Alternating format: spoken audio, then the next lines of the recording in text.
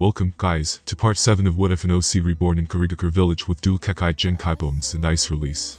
If you enjoyed this series, drop a like down below. It only takes a second, and it's free, and while you are down there hit that subscribe button. Remember to check out the author of this fantastic fanfic. Link in the description. Having said that, let's get into it. Hey Ross, sauce it up.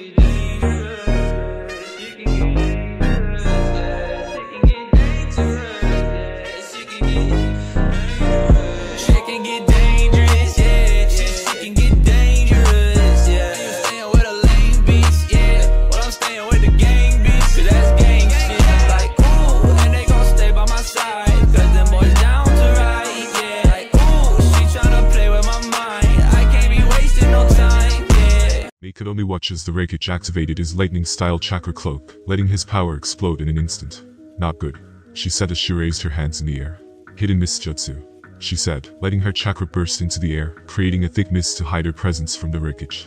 The Reikage snarled a little as the mist and acid fog engulfed him, slowly burning his skin even through his lightning cloak. The Reikage said before he vanished, moving clear of the fog in the blink of an eye. He's so fast, May thought as she could sense his movement through her mist. If he finds me, it's over. She also thought, knowing she would have to employ a hit-and-run tactic if she wished to survive. You think that will be enough to stop me? The Reikage shouted as he let his power explode into his fists before he struck the ground. His power exploded and caused the ground beneath him to erupt with lightning-style chakra, causing a shockwave large enough to expel the mist and fog from the air. He did all that with just raw power.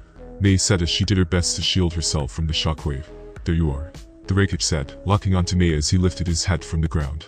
May didn't even blink before the Reikage disappeared from her line of sight. Where did he? She said before his hand gripped her by the throat. May struggled, but the Reikage could see through her clone jutsu, crushing the clone's throat, letting it burst into a puddle of water.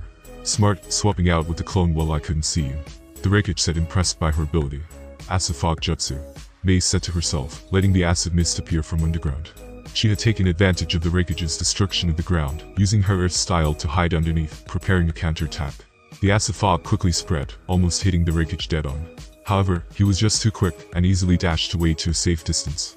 I'm growing tired of these games, he said, noting that the fog was still spreading. May was still hiding underground, knowing that if she came out, he would finish her before she could even react. Still, she knew that her current tactics would only get her so far, as she had greatly underestimated the Reikage's true power and speed.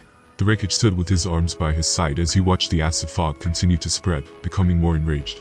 I've had enough of this, he shouted as he suddenly took a karate horse stance, placing both of his large arms by his side. Arg! He roared as he started to unleash punch after punch. The force of his strikes was enough to send a shockwave through the air, expelling the fog after a few short blasts.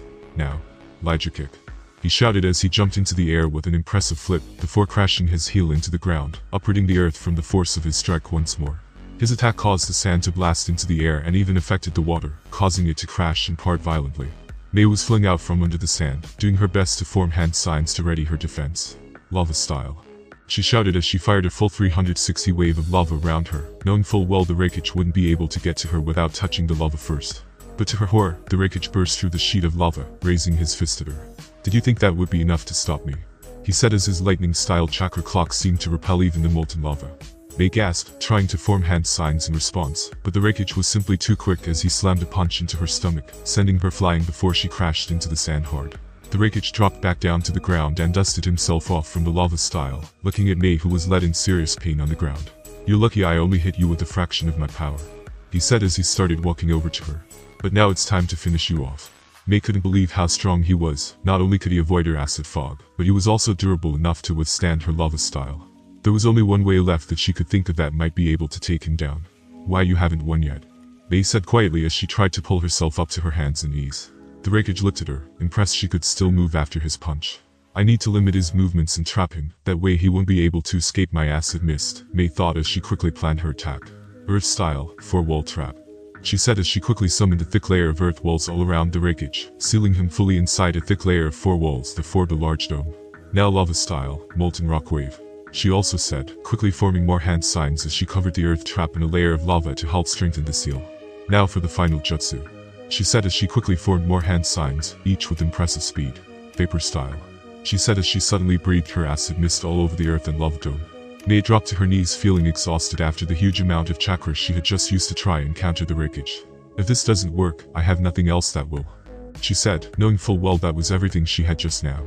Suddenly the earth dome started to shake, the tremors growing stronger and stronger, even shaking the earth below. Arg the Reikage yelled as he burst free from the prison Mei had created, moving so fast she didn't have time to defend herself from his shoulder barge. Mei was hit hard and sent flying before she crashed and skidded along the sand like a rag doll, coming to a stop looking broken and beat. The Reikage was clearly angry and had used close to his full power to break free from her trap. The damage his skin had taken from the acid mist could even be seen, as a few burned spots had appeared. That wasn't half bad. You forced me to use at least 70% of my strength to escape your little trick, he said as he picked up some wet sand to wipe it on his burns. Mei was completely out of it, barely conscious after the massive hit she had just taken. Ao had seen what had happened, knowing that Mei was the strongest of them. We need to retreat, the Reikage is too powerful, Ao said as he blocked another attack from a hitting Cloud Ninja. That was also easier said than done, as the Anbu units were still engaged in battle with the Cloud Ninja, who was proving to be just as skilled as them. Meanwhile, Ganok and Kenjutsu were doing their best to simply survive against Killer Bee. His skill with the 8 blades was simply amazing, showing his true talent and power as a shinobi. Ganok simply couldn't keep up and was getting cut to ribbons, taking a lot of damage before Bee landed a kick to his head, smashing him to the ground. Kenjutsu was also doing his best to fight, his ability to turn to liquid helping to stop Bee from landing critical blows. However, he soon figured out he was massively weak to lightning style, and Bee let his chakra engulf all 8 of his blades, turning him into Kenjutsu's worst nightmare. Float like a butterfly, sting like a killer bee, he shouted as he launched in, twisting and flipping as he attacked with all 8 of his lightning blades. Kenjutsu couldn't keep track of them all, and was quickly forced to retreat into the air. Bee didn't hang around though and jumped up after him. Water style, water gun barrage, Kenjutsu shouted as he fired multiple shots of high-pressure water from the tip of his finger at Bee. He could see that these water bullets were no joke, and quickly started twisting in the air, using his lightning-style swords to cut through the water bullets, rendering them harmless. Kenjutsu landed back on the ground and blocked another attack from Bee. However, his lightning-style enhanced blades started to chip away at his normal blade, and he knew it wouldn't be able to hold much longer. Surrender is key, defeat is to beat Bee. You fool, you fool, Bee said as he flipped into a handstand and used his legs to attack, twisting the swords between his knees, spinning them in the air before he changed his attack pattern again and again. I can't keep up. I haven't seen such formidable taijutsu since I practiced with Lord Fifth, he thought as he fell back doing his best to avoid being hit. His sword finally broke through Kenjutsu's, and he landed a direct hit with his lightning-enhanced blade, dropping Kenjutsu into a slime pile on the ground. That should keep you there, you slimy fool, he said, knowing full well he wouldn't be able to move now. He turned around and could see that his brother A had also defeated Mei. All that was left now was to give a hand to the rest of the Anbu and Jonin, who were battling with Ao and the other missed Anbu. Suddenly though, the sea became violent, and the waves started to grow large as they threatened to even crash into everyone on the beach. The Reikage noticed the huge wave heading towards them, and gave the signal for his men to retreat, knowing it was too big for him to stop. Every one of them did as they were told, not wanting to take the wrath of the huge tidal wave heading towards them. Ao could see the Ganok, Mei and Kenjutsu were all down and out for the count. Crap, you two, get Kenjutsu and Ganok, Ao shouted as he rushed over towards Mei. The Reikage let his lightning cloak fade as he jumped back to the top of the cliff with C and Derry, being at a safe distance away from the wave. Ao got to Mei in time, but could see she was in bad shape. Quickly he picked her up and dashed as quick as he could to avoid the crash of the wave. The other Miss Anbu had made it over to Ganok, and quickly picked him up onto their shoulders. However, they could not remove the lightning-enhanced blade from Kenjutsu. "I'll leave me," he said, knowing he would be fine once the wave hit. The Anbu did just that and only just made the clearing, as the wave crashed into the beach and smashed against the cliffside. Ryo. Everyone was drawn to the mighty roar of the beast that emerged from the water after the wave hit. A giant armored turtle with 3 large tails rose up from the depths of the ocean, and howled as it locked onto the Reikage and the others who stood on the cliff. The Reikage could see Ao and the others standing on the other side of the cliff from him and his men, deciding to leave them and focus his attention on the 3 tails for now. "Alright men, it's time to take down the 3 tails," he roared himself, letting his lightning-style chakra cloak burst to life. "B, get ready," he shouted, giving his younger brother the signal. B nodded. "Alright bro, yo, let's go, you fool," he shouted at the 3 tails as he lifted his hand into the air, bursting into state 2 of his chakra mode. "Wee," he roared as the red chakra flared to life, all 8 of his tails on display. The 3 tails could sense the 8 tails chakra and howled as it fixed its attention on B, becoming enraged. "Alright, let's take this thing down," the Reikage then said, placing his foot on a rock in front of him, looking the 3 tails in the eye, as he got ready for an epic clash of titans. Charge! The 3 tails let rip a might roar, its very voice strong enough to make the seas violent, while its tails crashed around, whipping up winds so strong they created tidal waves. "Charge!" the Reikage shouted as he and B launched in with everything they had, attacking head-on with their most powerful attacks. However, the 3 tails had a thick shell and a very impressive defense to boast, causing both of their attacks to be futile. The three tails roared and quickly jumped into the air, spinning into a massive spike ball, landing a direct hit on B, who had not been able to get out of the way. B the Raikage shouted as he watched his brother smash into a cliff, hitting the rock and stone hard. "Why you?" he shouted as he jumped in for another attack, now that the three tails had landed back in the water. The tail beast could see the Raikage moving towards it, and fired a huge blast of water at him. The Raikage easily moved out of the way, dodging blast after blast with his amazing speed. Araki roared as he suddenly appeared above the tailed beast and dropped his elbow onto it, before he let loose a barrage of punches and kicks. The three tails had impressive armor, but the Raikage had impressive power, and the beast could quickly feel the energy of his punches, becoming sharper with each and every strike. Using its tails, the beast swatted the Raikage away from it. He had been so focused in attacking he had failed to see the beast's counterattack coming.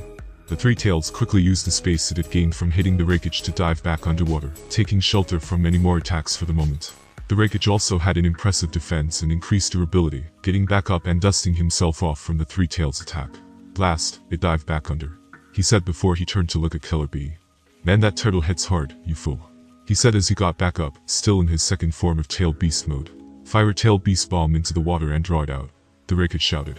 "You got it, bro," he shouted as he drew in the chakra, opening his mouth before he fired 3 yellow chakra blasts into the water. The high-density chakra hit the water and exploded, creating huge waves that burst from the sea, soaking the entire cliffside with the salt water. Suddenly 2 large chakra blasts burst out from the water, heading right for B, as the three tails counter-attacked with its own chakra blasts in return. "Oh crap," he shouted as he fired another 3, quickly causing them to explode in the air, saving the others on the cliffside from being wiped out. The shockwave was immense and sent everyone flying, including B. "Look out," the Raikage shouted as the three tails burst from the ocean again, this time charging a full-powered tailed beast bomb to attack with. Them and the others had been watching from the sidelines, and could see that the three tails was incredibly strong, attacking with all of its might. Even with the Raikage and B fighting together, it was still a close battle. However, Ao knew that B was a perfect Jinchuriki, and would most likely transform soon enough, flipping the odds for sure. The Raikage suddenly screamed as he let his power explode, increasing the power and density of his lightning cloak, causing his hair to stand on end. "Take this," he yelled as he burst from the cliff so fast that all that could be seen was a blue flash of electricity. The three tails had almost finished its attack, and was getting ready to unleash it upon them. However, the Raikage appeared next to it, and slammed his fist so hard into the side of the three tails' head, that he knocked its whole body off of the ground, causing it to lose control of its own attack. "Look out," Duri shouted, seeing that the attack was about to explode, as he tried to warn the others who could only watch. The Raikage waited until the last moment before he flickered clear of the explosion, appearing back on the cliffside with the others to watch the blast. The three tails had been caught in its own attack, and had been knocked back into the water, giving everyone a quick breather, so they could formulate a plan. "Now is our chance. Get a sealing jutsu ready," the Raikage shouted to his men. But the three tails wasn't done yet. With a mighty roar, the creature smashed its tails into the water, creating huge and monstrous waves that threatened to swallow the coastline. Quickly the beast fired off 3 blasts of huge water bullets, before it dived back under the cover of the ocean. "Darn it," the Raikage shouted as he quickly smashed each of the water bullets out of the air, with his amazing speed and power, protecting his men as he did. B he roared, looking to his brother, who understood what he wanted him to do. "Alright, bro. Leave it to me, the 8-tailed killer bee. You fool," he shouted as he suddenly started to transform into the full version of the 8 tails, letting loose a mighty roar of his own. Al and the others watched in horror, as now there were 2 giant monsters on the battlefield, with Killer B taking the form of the 8 tails, a mix between an ox and an octopus. "Here I come," B shouted as he suddenly dived into the ocean and disappeared under the water. Everyone waited as the sea seemed to calm itself, the huge waves settling back down for but a moment.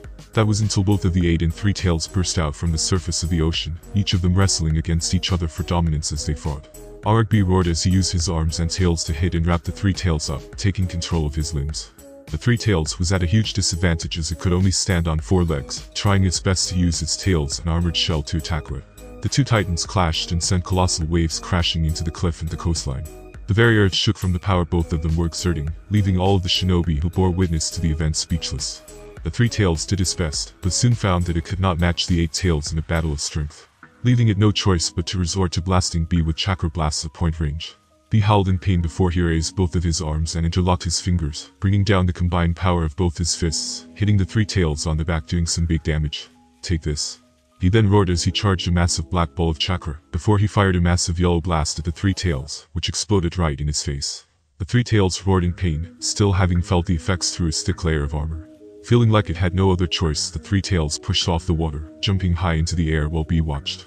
The three tails suddenly curled into a ball and started spinning rapidly again, crashing into B, who did his best to catch it, holding the beast back best he could. Ouch, you fool. The three tails had such strong and spiky armor that the eight tails in B couldn't take the brunt of its attack, feeling his skin and flesh ripping from the force of its spinning. Why you? The eight tails roared, tossing the three tails to the side with all of his strength. The three tails landed and continued to spiral with all of its might, rotating back around as it charged in for another attack. B didn't have a choice this time, and quickly slammed his arm into the ocean shallows, planting himself for a massive tailed beast bomb. Take this. He shouted, unleashing the full power of his tailed beast bomb at close range, engulfing the three tails in the blast. The three tails took a direct hit from behind its armored shell. Even its incredible defense was not strong enough to fully protect it from the eight tails' attack, leaving it floating in the water in pain as it groaned and moaned. He looked at the beast and could hear the eight tails talking to him before he nodded and turned back to his brother. It's down, yo, I don't wanna fight the three no more bro. You fool. The wreckage had been watching from the sidelines, deciding it best to let the two titans duke it out before he got involved. Alright. Ceiling squat on me. He shouted, getting a handful of his Anbu to join him and heading down towards the three tails. B watched him slowly turn back into his human form, the eight-tailed octopus, with one horn returning back inside of his body. No, we can't let them get the three tails. Shouted. However, as he and the others tried to make a move, they quickly became surrounded by Cloud Ninja, who blocked their path. Now that it's weak enough, sealing it shouldn't be a problem. The wreckage said as he ran towards it with his men. Mei was still out cold, Ganner had also been injured, Kenjutsu was nowhere to be seen, and Ao was left with 5 Anbu members, surrounded by 10 Cloud Shinobi. He wished he could say he had made it through worse odds, but he really couldn't, feeling like this was the worst he had been cornered. The wreckage and his men were fast approaching now, but as they ran across the water, 2 of his men were suddenly dragged under by their feet, taking everyone by surprise. What the? The wreckage shouted as he noticed what was going on. Surprise.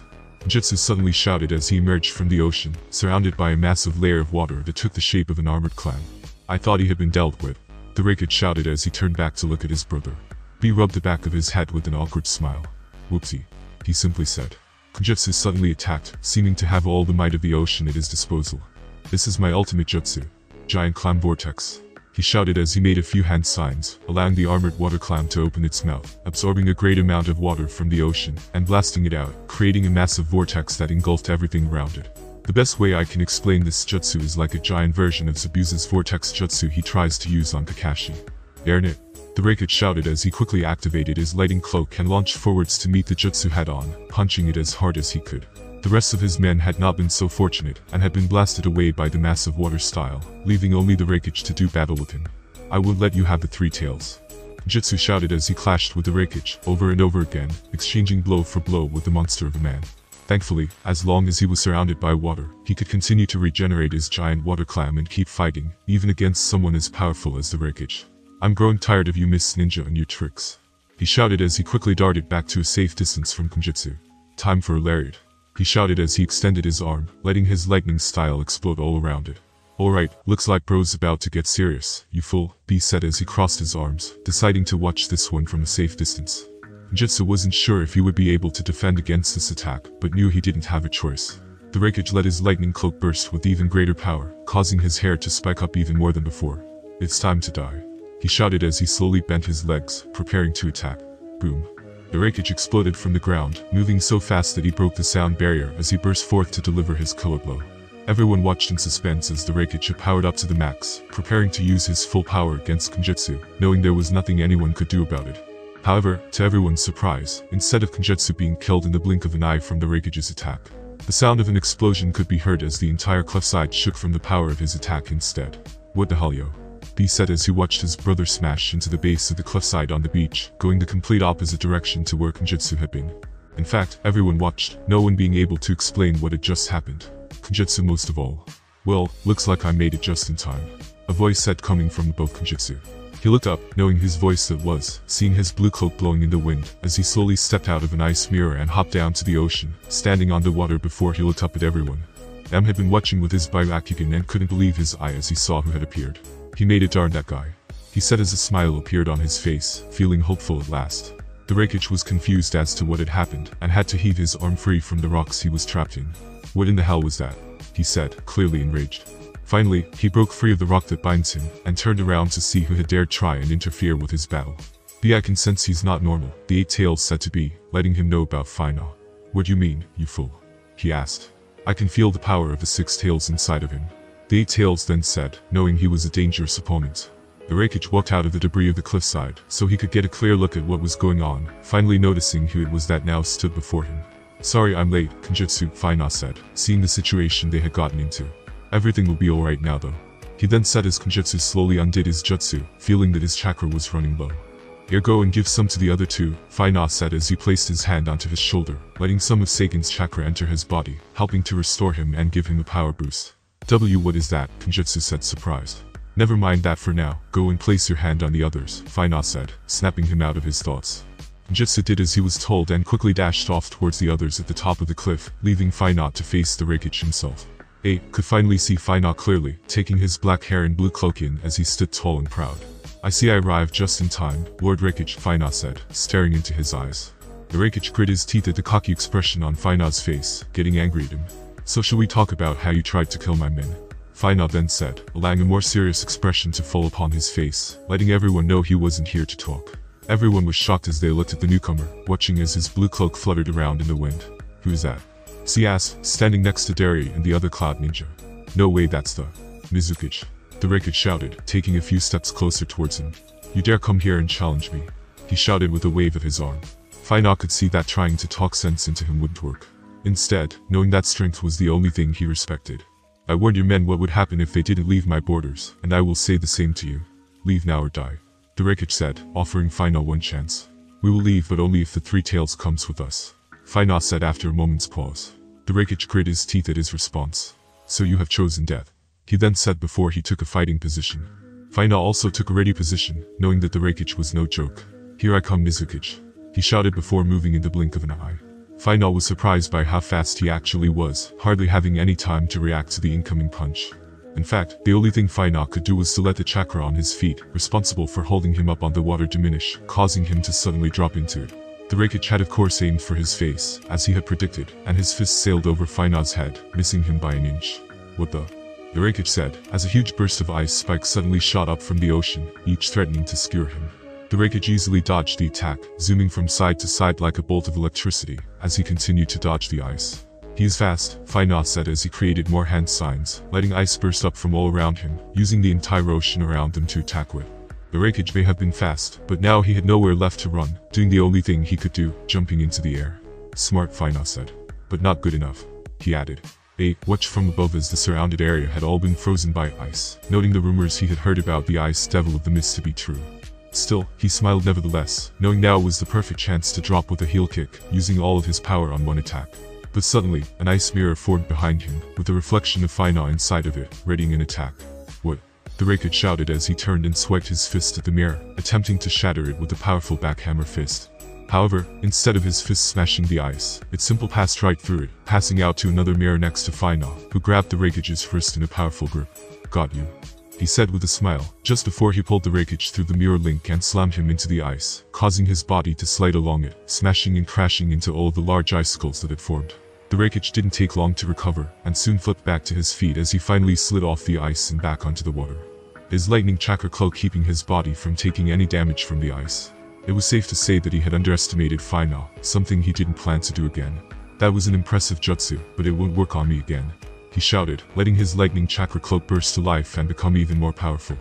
Faina could sense now that he wasn't playing around, and had fully powered up, intending to end their fight with his next blow. Suddenly, Faina sensed a surprise attack come from behind him, quickly darting out of the way as Color B charged past in his version 1 red chakra cloak with a lightning style attack. He stopped and skidded on the ice before he turned to face Faina, smiling at him. You gotta fight me too. The Killer B, you fool you fool. B shouted as he raised his hand into the air, giving a loud shout. Faina now had both the 8 Tails host, Color B and the 4th Reikage, to worry about at the same time. Not something he could do easily. Guess I have no choice. He suddenly shouted. Let's do this, Seiken. He also said in his head before red and black chakra burst from his body, quickly fading away as he entered stage 2 of his tail beast mode. Both B and the Reikage were surprised, but they each quickly nodded to each other, and B powered up to his stage 2 also, while the Reikage charged at him with his full power. Faina suddenly let his body turn purple, as the Reikage appeared behind him like a flash of lightning, with his fist raised ready to slam it down upon him. Faina's body spat out a corrosive liquid from all over him, splashing a little on the Reikage, before he quickly flashed away to avoid the rest. He then slammed into Faina from the side, using his horns to try and tackle him with all of his might, pushing him back best he could. However, Final suddenly became slippery and wrapped his body around B, letting his corrosive acid ooze from his body, burning B, and causing him to scream in pain as he tried to rip him off. Let him go. The Reikage shouted as he appeared and slammed his foot into Final's head, knocking him flying through the air, saving B just in time. He kicked Final so hard that it made his head and neck stretch before his body finally followed, sending him flying into the air. Don't let your guard down. The Reikage said as he used his lighting style to rip the acid slim from B's body, preventing it from burning him anymore. Final sailed through the air before flipping a few times and opening his arms and legs to slow his fall. That wasn't half bad, he thought as he watched them. The Reikage's power is like fighting another Jinchuriki. He certainly packs a punch. But let's see how they handle this. He then said to himself as he started to gather a large amount of chakra. Let's go B. The Reikage shouted, seeing what Final was doing, even while still falling from the air. Oh yeah. B shouted as he too started to gather a large amount of chakra, forming a tailed beast bomb in his mouth. Two can play at that game. Final and B fired their blasts at the same time, watching as the red beams clashed in the air, exploding on contact, creating a huge shock wave that created large waves in the ocean. The Reikage appeared behind Final, taking advantage of his and B's clash, grabbing his waist with both hands, before he moved so fast that Final couldn't react in time. Let's see how you deal with this one. Elijah Bomb he roared as he suddenly sailed down towards the ground at terrifying speed, tossing Final above his head, as he prepared to slam him into the ground with all of his might. The Reikage hit the ground, slamming Final into the sand with all of his power, creating a huge explosion of lightning that even drew thunder from the very sky itself, scaring the earth from its blast, kicking up a huge dust cloud. Everyone watched in shock as the three of them battled. Al and the others trying to keep their hope alive for Final, knowing how strong the Reikage and B were. At the same time, the Cloud Ninja couldn't believe that the Mizukage was so strong, being able to hold his own against both their Reikage and the Eight-Tails Jinchuriki. The dust from the Reikage's attack slowly cleared, and to his horror, he could see that Final had been unaffected, allowing his body to turn into slime, so that he harmlessly splatted onto the ground. Chow. The Reikage shouted before bones started to spike out from all over Final's body, with two of them stabbing the Reikage in surprise. Quickly he dashed away, seeing that Final had managed to cut him, even though his lightning-style chakra cloak was still up. Final's body slowly returned to a solid form, snapping his neck back into place before his body did the same. In this form, he could fully control his body, allowing it to become a liquid or solid, rendering physical attacks completely useless. And unlike the Mizuki clan, thanks to his Ice KekkaiGenkai, he could completely negate any lightning-style attacks, by simply merging his liquid body with his ice style. Then with his Shikatsu, he could return his bones to a solid state, even creating a body of exoskeleton armor if he wished, to use defensively or offensively depending on his opponent. He survived Lord Reikage's Lijabun. Duri shouted in disbelief as he and the others watched from the sidelines. Suddenly Kenjutsu dashed up the cliffside and smashed his fist into one of the Cloud Ninja, who had surrounded Ao and the others. Take my hand. He shouted as he suddenly slapped his hand onto Ao's. Ao suddenly felt as if he had been infused with power as Final's chakra flowed into him, forming a red cloak around his body just like Kenjutsu. Lord Mizukage said to use his chakra to help the others. Kenjutsu said. Ao nodded and quickly slapped his hand onto everyone's shoulder, also infusing their bodies with the chakra, helping to heal them and boost their strength. Amazing. One of the Anbu said as he looked at his hands, with the others doing the same. Hopefully this helps to heal Mei and Ganrik's wounds. Ao thought as he turned to look at the Cloud Ninja. The Cloud Ninja didn't know what was going on, and quickly jumped back on the defensive Adari's orders. Get back, he said to them, knowing that they all had a tailed beast chakra cloak, not understanding what was happening. We can't let them get away. Be ready for anything, he said, still injured from his fight with Mei. Jutsu felt great, knowing with his energy refilled he would be able to use that jutsu, giving them a huge edge against it to escape. Summoning Jutsu. Giant Clam. He shouted as he made the hand signs and slapped his hand onto the ground. A large clam suddenly appeared in a poof of white smoke, hailing the hidden mist symbol on its outer shell. Now it's time to use my elder's jutsu. Jutsu said as the clam suddenly opened up and let loose a large amount of mist from its body, getting a shocked reaction from all of the Cloud Ninja. Meanwhile, B was firing rapid fire blasts of chakra at Final, who ran along the ocean surface, avoiding the blasts one after the other, as they made contact with the water, exploding on impact.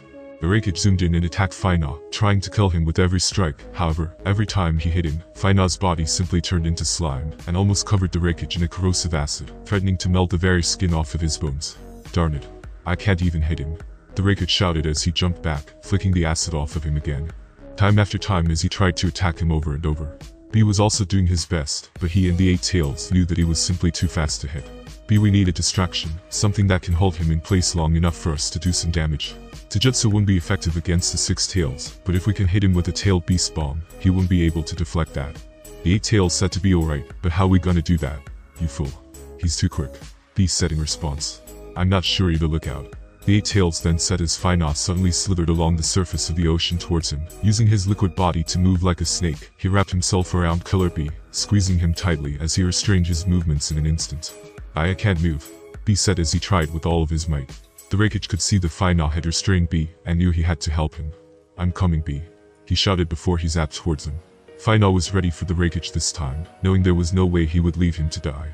Fina allowed his 6 tails body to suddenly extend, with another head and 2 arms coming out to form some hand signs that created an ice dome around them. The Reikage hit the ice as hard as he could, but with the ice infused with the 6 tails chakra, it was stronger than the hardest steel, resisting his attacks one after the other. Oh crap, B said, knowing this wasn't good. Fina let his head slide around so that he was face to face with B, looking into his eyes as he formed a few hand signs and slowly placed his hand onto B's head. B tried to resist, but it was no use. He was trapped by Fina and couldn't overpower him, whether he liked it or not. Looks like we got no choice. 8-0. Time to go full power, B said, inside his inner world to the 8 tails. Wouldn't you say that that's enough fighting for now? Fina suddenly said from inside B's and the 8 tails inner world, suddenly appearing next to them. Both of them were shocked as to how he had appeared here, and they both took a defensive pose. What the hell, yo? You can't just burst in here, you fool, B said, pointing at him in anger. Calm down, both of you, Fina said before he looked at the 8 tails. Or should I call you Jiki? He said, using the 8 tails' real name. I don't want to hurt either of you. He then said, being honest as he waited for their response. How does he know your name? He asked, confused, slowly lowering his hands as he looked to the 8 tails. I don't know, the 8 tails said, also confused.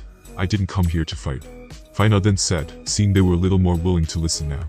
Slowly the 6 tails appeared behind Fina, nodding its head to the 8 tails. It's true, Jiki. Please listen to what he has to say, Seiken said. The 8 tails and B were really confused now. Yo, what the hell is that slug, you fool? B said, jumping back at the sight of it. Seiken, the 8 tails said, seeing his fellow tailed beast had appeared before them. What are you doing here? Jiki said. I am with Fina. He has asked me if I will help talk to you and try to stop this violence, the 6 tails said. The 8 tails was more prone to reason than others of their kind, knowing that if Fina was this strong, he could have killed B already if he wished. What is it you want? The 8 tails asked.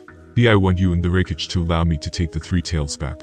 You see, I need to borrow its power to save someone dear to me, Fina said with a heavy heart. I do not wish to fight with you over this, as I believe your power will be needed in the future. But if you continue to persist, I will have no choice but to fight at full power and take the 3 tails by force, Fina then said. B put his hands on his hips, taking note of Fina's words, as did the 8 tails. Borrow, the 8 tails said, not sure he had heard him right. That's right, Fina said. Humans do not borrow our power. They take it for themselves, he shouted. No. Fina is telling the truth. Just as you and that human there have become friends, Fina and I also have a strong bond, one where we share each other's power and help one another, Seiken shouted. B didn't understand what was going on and instead looked to Jiki. B, here's a special exception. Before B, I had never found anyone who I could trust. Fina is special, Jiki.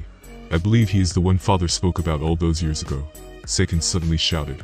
Jiki was shocked at Seiken's words, taking a closer look at Fina and noticing his blue eyes in resemblance to the sage, their father. This can be, the 8 tails said as he remembered the words of his father when all of the tailed beasts were still young before he died. And you want the 3 tails for what? Jiki then asked, waiting to hear his answer. Fina looked down at the ground before he looked the 8 tails in the eyes. Someone that I see as a son to me is sick. He wouldn't last much longer now, but I believe if the 3 tails were to be sealed inside of him, its massive chakra would help to heal his body, saving his life, Fina said. I know it seems like a selfish request, but I am prepared to do anything to save his life, he then said. Even begged the 3 tails myself, he then added. Both B and the 8 tails were silent for a moment until finally, the 8 tails spoke. B, we cannot fight him any longer, he said, seeing that he held no ill will for his kind in his eyes. But bro is gonna. B started. However, the 8 tails suddenly hit him on the head and started telling him off, causing everyone to laugh. Listen B, this guy isn't our enemy anymore, the 8 tails then said. B listened to his words and soon nodded before he looked back to Fina. If 8-0 says you're cool, then you're cool, you fool, B said before he extended his fist towards him. Fina smiled and also extended his, bumping it against B's. Thank you, the both of you. I will not forget this act of kindness, he then said. B nodded as he crossed his arms. Just one problem, yo. Bro, I'm gonna back down, he said, looking a little worried as he crossed his arms over his chest. Don't worry. Leave him to me, Fina said with a smile, before undoing his sealing jutsu. With that, Fina unwrapped from around B's body, with both of them relaxing and returning to their human form. I'll trust 8-0's judgment on this one, yo, but you better watch out, you fool, B said with a smile. Fina also smiled as he created an ice mirror. Time for you to go and sort things out on your end, B. Leave this to me, Fina said, watching as B nodded and slipped into the ice mirror, appearing behind Derry and the others. He could see that his fellow Cloud Ninja were attacking thin air, while the Mist Ninja attacked from the side, taking full advantage of a Jinjutsu that Kenjutsu had cast with his giant clan. That's enough, you fools. He said, getting all of their attention as he suddenly went full 8 Tails mode, blasting all of the mist away. Lord B. They said, seeing that he had just appeared from nowhere and come to save them. But how did you? Never mind that, yo. It's time to watch the real show. He said, pointing towards the wreckage and Fina. Even showing the mist that they were to stop fighting each other now. Ao and the others also stopped, seeing that B had stopped his troops and pointed over to Fina. What's going on? Kenjutsu said to Ao, releasing his summoning. It looks like Fina and B came to an agreement, and he sent him over here to stop the fighting, Ao said, surprised. But what about the wreckage? Kenjutsu asked. It looks like we are about to find out. Ao then said, with a grim expression. Meanwhile, the wreckage was still trying to break through the ice dome, with his attacks finally starting to crack it. He watched in confusion as B Willing undid his tailed beast cloak and walked into an ice mirror with Fina even waving goodbye to him. What have you done to B? He shouted as he finally broke the ice barrier and charged at Fina, throwing a punch with all of his might, roaring as he did. Time to die. Fina knew there was no other option now, as he stood with his back turned, listening as the ice cracked all around him. I didn't want to have to use this here, but I guess the wreckage is just too strong. He said, letting his chakra flare to life all around his body. With one swift motion, Fina turned around to face the wreckage, as the ice finally broke. His body had now burst to life with a blue chakra cloak that covered him, complete with black markings from the seal on his stomach. Tailed beast chakra cloak, he said to himself as he caught the wreckage's punch with one hand. His hair had spiked up into the air, with his entire body covered in the light blue chakra cloak of the 6 tails. Bubbling blue chakra ran off of his body, and the wreckage could feel the power he was emitting. It's time to end this. Fina finally said, as he opened his eyes, revealing their crystal blue color with a black fang iris running down the center of them. It's time to finish this, Fina said as he gripped the wreckage's fist tightly in his hand. He had become enveloped in a blue chakra cloak, showing an ability never before seen by any who were present to witness it. What is this? The wreckage said as he could feel his fist burning from simply being in contact with Fiona's chakra. Fina smiled and let his power burst before he kicked the wreckage with deadly force. If not for the wreckage's lightning-style chakra cloak and impressive durability, he would have been killed for sure. The wreckage bounced off the water before he flipped backwards and landed back onto his feet, impressed that he had been shaken by that kick, being forced to shake off the pain and stand back up, ready to go on the offensive. Fina was stood upright as his aura flared in the sunlight, blue chakra bubbles popping all around him, as his chakra cloak resembled the power of his tailed beast. I haven't mastered this form yet. I don't have long to use it, so I had better make it count. Fina said to himself as he remembered training to use it with Seiken. That is amazing, Fina. Seiken said as Fina transformed into his Seiken chakra mode for the first time. I did it, Fina said as he took a look at his hands and body, noting that massive amount of chakra he was emitting. Amazing, you have somehow managed to concentrate all of my chakra into a condensed form, saving you from taking my full form, and instead focusing all of my power into your body. The 6 tails said, impressed. How did you know how to do such a thing? Seiken then asked after a moment. Fina smiled as he felt the power flowing through his body. I just had a hunch was all, he said. You never cease to amaze me, Fina, Seiken said as he watched from his inner world. Fina could feel the strain this form was placing on his body to maintain it, and knew it would take a while before he learned to control it fully. However, he could also see the huge perks and physical buffs he would get from this form, making him look forwards to seeing what he could do with it. Fina opened his eyes to look back at the wreckage, knowing he only had 5 minutes to try and finish this fight. However, he knew that the wreckage was no pushover, and would probably be the toughest opponent he had faced so far. The wreckage suddenly roared, before he charged in, vanishing and then reappearing in a flash of electricity, as he attacked with all of his power, aiming for the kill. Lightning straight. He roared as he threw his strongest punch at Fina with such amazing speed, even with his tailed beast cloak, he wasn't sure he could react in time. Fina was quickly forced on the defense as he dodged the wreckage's attack, much to his surprise. However, he didn't let up and quickly launched a new barrage of punches and kicks, all with killing intent, as Fina continued to dodge or block the attacks, each of them moving at superhuman speeds. I'm sorry, Lord Wreckage. I'm still not used to this form, so I will have to apologize if I fail to hold back. Fina shouted as he blocked another one of the wreckage's punches, gripping both of his wrists now in a tight grip. The wreckage was utterly shocked as all of his attacks had failed, each of them being batted off by Fina, who seemed to almost be playing with him. Here I go. Fina suddenly shouted as a huge chakra fist suddenly formed from his stomach, smashing into the wreckage and landing a direct hit against him, due to his arms being restrained. The wreckage huffed as Fina continued to let his chakra fists, which had become forearms now, continue to rain blow after blow down upon the wreckage. Fina knew if he had used his Shikatsumiyaku ability or his ice release, he could have certainly fatally wounded the Reikage. But his plan wasn't to start a war with the hidden cloud if he could avoid it. I have to admit, you're a tough son of a bitch, Fina said with a smile on his face as he stopped attacking the Reikage. He knew all too well that Fina could have finished him with that chance, was surprised to see him stop, but his pride and rage would not allow him to admit defeat just yet. If you are done playing around, I have one last attack that will finish you for sure, he shouted as he let his lightning style lore flare to life, managing to overpower Fina and escape his grip. Hell Spear, he suddenly shouted as he concentrated all of his power into his hand, using only 3 fingers to increase the penetration power of his jutsu. Fina remembered this attack all too well from his memories. It belongs to the third Reikage, A's father, and it was not to be taken lightly. Shit, I let my guard down, Fina shouted, knowing he didn't have a choice but to use his full power to counter the attack. The Reikage shouted as he put all of his remaining strength into his father's attack. Fina had no choice but to let as much bone as he could grow in the short time grow around his arm and hand, infusing it with ice to increase the strength and durability of it, as he clashed in one final attack with the Reikage, each of them attacking with everything they had. Meanwhile, everyone else watched on the cliffside as the Reikage and the Mizukage clashed in a battle unlike any they had seen before, watching as both of them glowed in chakra, going well beyond the power of normal shinobi. What the hell is that? Someone said as they looked at Fina, not knowing what was going on. I was also amazed as he watched with his Byakugan, seeing that Fina had somehow activated his tailed beast's chakra in a way no one had ever seen before, granting his abilities far beyond anything he thought possible. Is that really Lord Mizukage? One of the Anbu said as he watched with the others, amazed at what was happening. They weren't alone, as the Cloud Ninja couldn't believe that their Reikage was being pushed back and overpowered. Even Killer B was amazed at the transformation Fina had taken on, even as a perfect Jinchuriki, it was something he had never seen before. Amazing, the 8 tails said from inside B as he watched. Yo, 8-0. What the hell is that? B asked as he crossed his arms. He has somehow managed to concentrate all of the 6 tails chakra and compresses it, allowing him to use the full power of his chakra in his human form. Simply amazing, the 8 tails said. B nodded as he watched, noting that it was indeed impressive, as even his all-powerful brother was being pushed back by the Mizukage. Lord Reikage, C shouted as he watched his leader take a bad beating from Fina, who seemed to be toying with him now. We need to help him, Derry shouted as he started making hand signs. No, yo, B suddenly shouted. You'll only get in the way, you fools. He shouted in anger at them before he turned back to watch the battle. Beside, bro, ain't done yet, you fool, he then said, causing all of them to turn their attention back to the fight. Is that? Derry shouted all of a sudden as he recognized the third Reikage's attack that the fourth was about to use. It is. It's the Hell Spear, C shouted, also surprised to see that he was attempting to use his father's jutsu. Mei was also watching in amazement as she had recovered enough to stand back to her feet, thanks to Fina's chakra he had given to Kagetsu to share with everyone. That man, he just keeps getting stronger and stronger, she said as she watched the Reikage get serious with his final attack. Oh no, Fina, she shouted as everyone also flinched before the 2 Kage clashed with their attacks, creating a shockwave that shattered anything within close proximity to them. Boom's explosion that followed knocked a huge dust cloud into the air, shielding everyone's vision from the final outcome.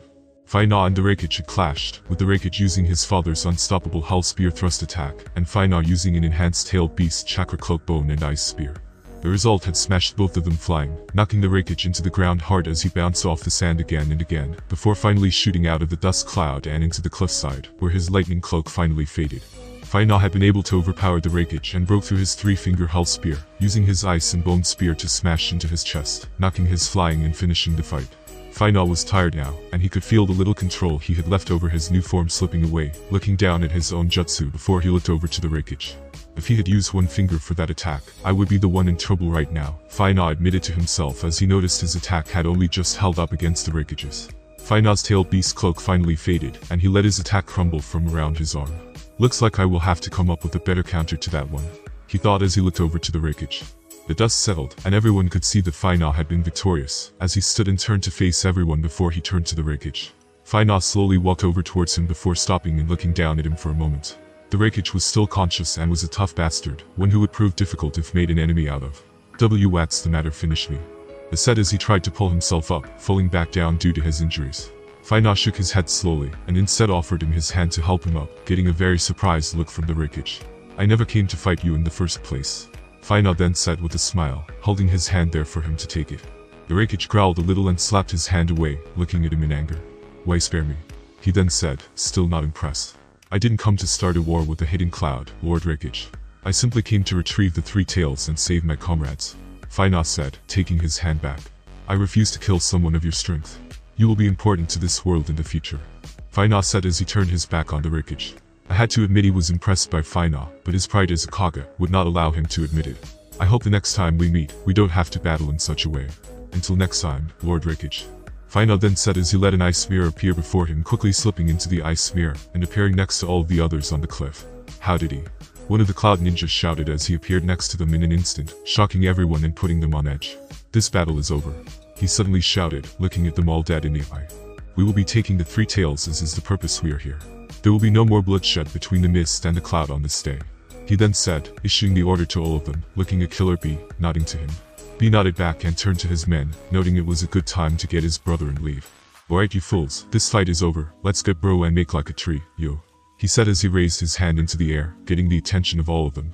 No one dared argue with B now after seeing how strong Faina really was, and the cloud retreated back to the wreckage, helping him up before they all looked up at the mist, Faina's and A's eyes locking one last time before they took their leave. Lord Mizukage. Al suddenly shouted as he and the others ran over to him. Faina.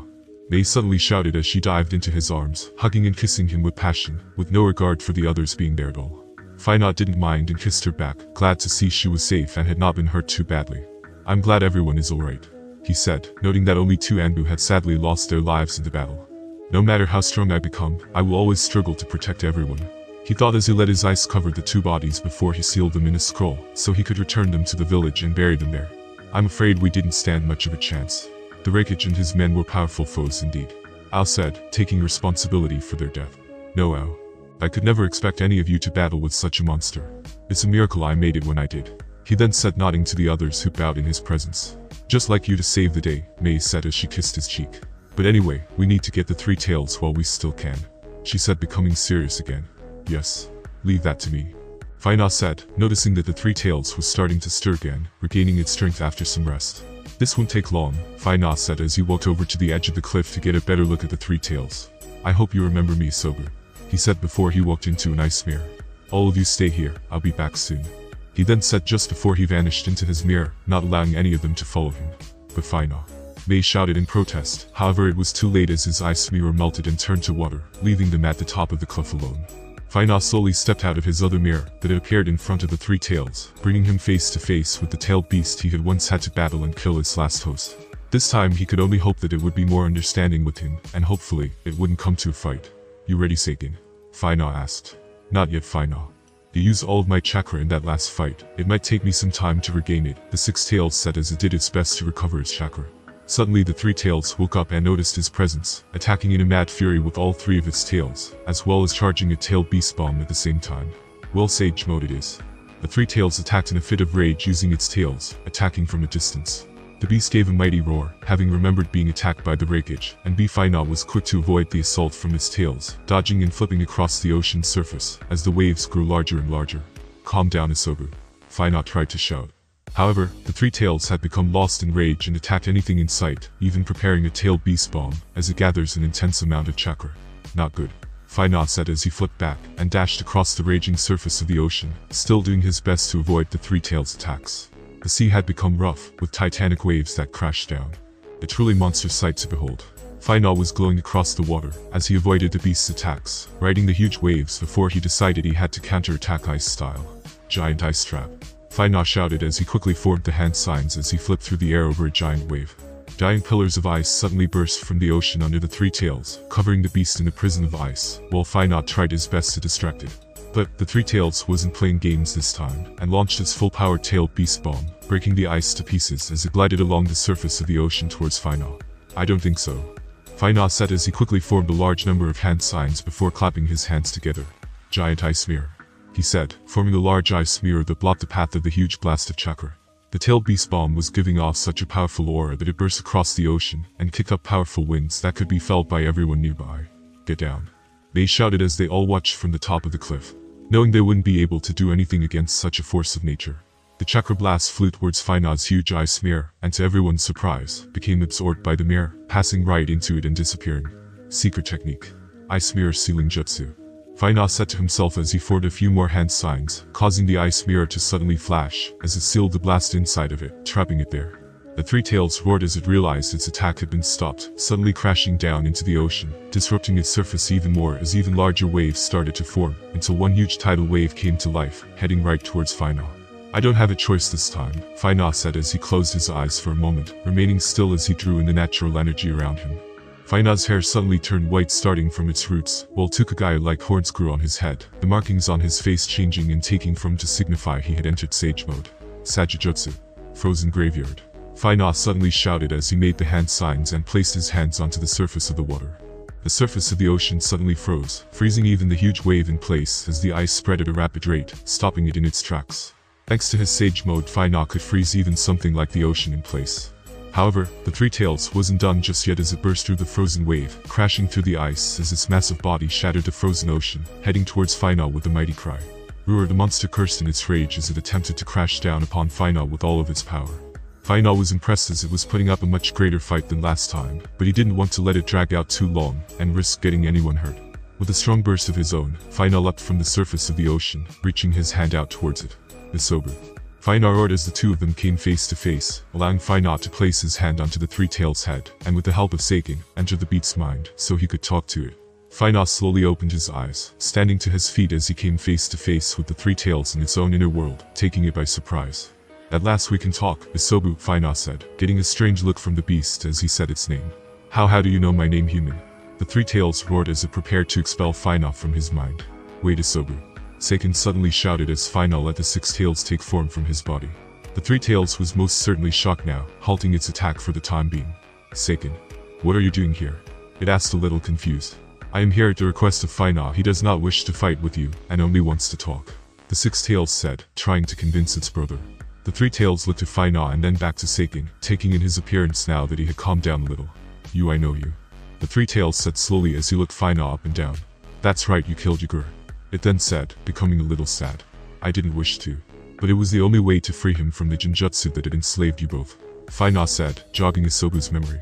Yes, I remember now. Isobu said, calming down now. What is it you want to talk to me about? The Three Tails then asked, looking at both Seiken and Final. Final took a breath before he looked at Seiken and then at Isobu. I don't know how else to say this, so here it goes. I need your help to save someone who is special to me. Final said. Isobu could tell his words were true, and continued to listen as he cocked an eyebrow. I know this might come off as a selfish request. But please, I ask that you allow me to seal you inside of his body. The Three Tails was shocked and looked at Seiken as if he was joking. Do not mock me, human. Why would I allow you to seal me away after I have just gained my freedom? Do you think we tailed beasts are simply here to be used as tools? The Three Tails shouted. It's not like that, Isobu, Seiken said. Final is different than the others. I believe he is the one father spoke of. Seiken said, trying to calm the Three Tails down. Isobu looked at Final, seeing that his blue eyes were full of conviction and determination, unwavering in his request, no matter how unreasonable it sounded. But why would sealing me inside of this person save them? What good would it do for either of us? The Three Tails then said. Why would I allow you to seal me inside of someone just so you can save them? Surely you do not care so much about them if you have to seal me away in their soul. Final looked down with a heavy heart. He's sick. He is but a boy, who I consider as a son. He has a world of potential. However, limited by his illness that is eating away at his chakra in his body. I believe that it would require a massive amount of chakra to eliminate such an illness, the kind that only a tailed beast possess, Final said. Isobu could tell Final was not going to give up, seeing the determination in his eyes as he spoke about this child. And what if I say no? What is your plan then, human? Isobu suddenly asked, looking at Seiken too. Do you plan to force me? Seal me away like all of the others before you? Isobu shouted as the memories of all the times it had been sealed away over the years passed through its mind.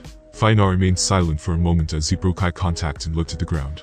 I said to myself that if you didn't agree I would be prepared to seal you away by force, Final said before he looked back into Isobu's eyes. But I also made a promise to Yagura that I would protect you. So, I guess I have changed my mind. He then said. I will not force you, Isobu. The pain and suffering that has been inflicted upon your kind by humans ever since the great sage passed away has been nothing short of an atrocity and cannot be forgiven, he said. But I know, Hagoromo believed that one day someone would come who you could trust, Final said, using the sage's name this time, taking Isobu off guard and causing him to remember his father's last words to all of them. I believe I have been chosen to fulfill that wish, and as the Mizukage and a friend of Seiken, I ask you, please help me, Final said, not breaking eye contact with Isobu. Isobu looked hard at Final, studying him as a glimmer of the Sage of Six Paths suddenly took his place, before Final's image returned to normal, causing the Three Tails to do a double take. You see it too, Isobu, Seiken said, remembering the first time he saw it happen. Isobu frowned for a moment, but then gave in inside, knowing there was no denying it now. Very well. I will agree to be sealed, the Three Tails said. Fina smiled. Thank you, Isobu. I promise you will not regret this. He then said. We will see. Isobu then said, seeing the sage one last time in Fina's place. Alright, I'll make the preparations. Fina said before he looked back into Isobu's eyes with a large smile. I will forget this, Isobu. Thank you, he said. Isobu felt a little flustered by his flattery, but quickly batted it off as he pretended not to care. Okay, let us get on with it, it then said. Fina and Seiken also nodded before they ended their chat inside their inner worlds, returning to the physical one where they were still about to crash into the ocean. The Three Tails' body smashed into the ocean, and all of the surrounding ice shattered, disappearing and causing the others to worry that Fina had been defeated. We have to help him, Mei shouted as she lost sight of what was going on behind the huge waves. Even Ao couldn't see what was happening properly with his Byakugan. Hold on, is that? He said as he finally got a clear picture of what had happened. Fina was stood on the Three Tails' head with his arm crossed, while the Three Tails calmed the ocean down. Fina hopped off from his large body and allowed his sage chakra to leave his own body, causing his hair to turn back to black and his horns to vanish. So where is this child you wish to seal me inside of? Isobu asked, looking down at Fina who stood on the water. Fina smiled and created an ice mirror with his right hand, only waiting for a moment before young Kamimuro stepped through looking at Fina, before he sensed the massive chakra behind him. Kamimuro slowly turned to look, and Isobu was impressed that he remained calm, even smiling at the beast before him. So this is a boy, Isobu said, taking a close look at Kamimuro. Hello, it's nice to meet you, Kamimuro said as he smiled at Isobu, taking the beast off guard. Yes. This is Kamimuro. Kamimuro, meet Isobu, the Three Tails, Fina said, making the introductions. Isobu could smell that the boy was sick, and realized Fina was speaking the truth about his illness indeed. Come closer, child, Isobu said, looking at Kamimuro. Kamimuro looked a little surprised but didn't hesitate, stepping closer to the Three Tails. Is that enough? He asked, not sure if he should get closer. The Three Tails looked to Fina and nodded. I'm ready, it then said, giving him a nod. Fina smiled and placed his hand on Kamimuro's shoulder. It's going to be alright now, he then said as he smiled at him. Fina smiled as he started making the hand signs, knowing he had already used a large amount of chakra to begin with. Lend me a hand, Seiken, he said sheepishly in his mind. The Six Tails laughed, and Fina's body suddenly burst to life with a single-tailed chakra cloak, before he put one hand onto Kamimuro's stomach and another onto Isobu's body. Sealing Jutsu. Multi-layer tetragram seal. Fina shouted as Isobu's huge body suddenly compressed and traveled into Kamimuro's body all at once, making it quite the sight. Kamimuro was suddenly knocked back onto his back, splashing into the ocean as if he had been punched in the chest. Fina quickly stopped him from sinking into the water, and created an ice mirror that took them to the others who had rushed down the cliff to the beach, having been alerted to what was going on by Ao. Fina. Lord Mizukichi, the others shouted as they got closer. They could see that Fina was holding Kamimuro in his arms, and she quickly rushed in to check on him. Oh, Kamimuro, are you okay? She said, noticing the seal on his stomach. Ao also noticed the seal and was impressed, expecting no less of Fina at this point. It's a multi-layered tetragram seal, Mei. This way the Three Tails chakra will leak out, spreading through each layer of the seal, and blending harmlessly with his own chakra.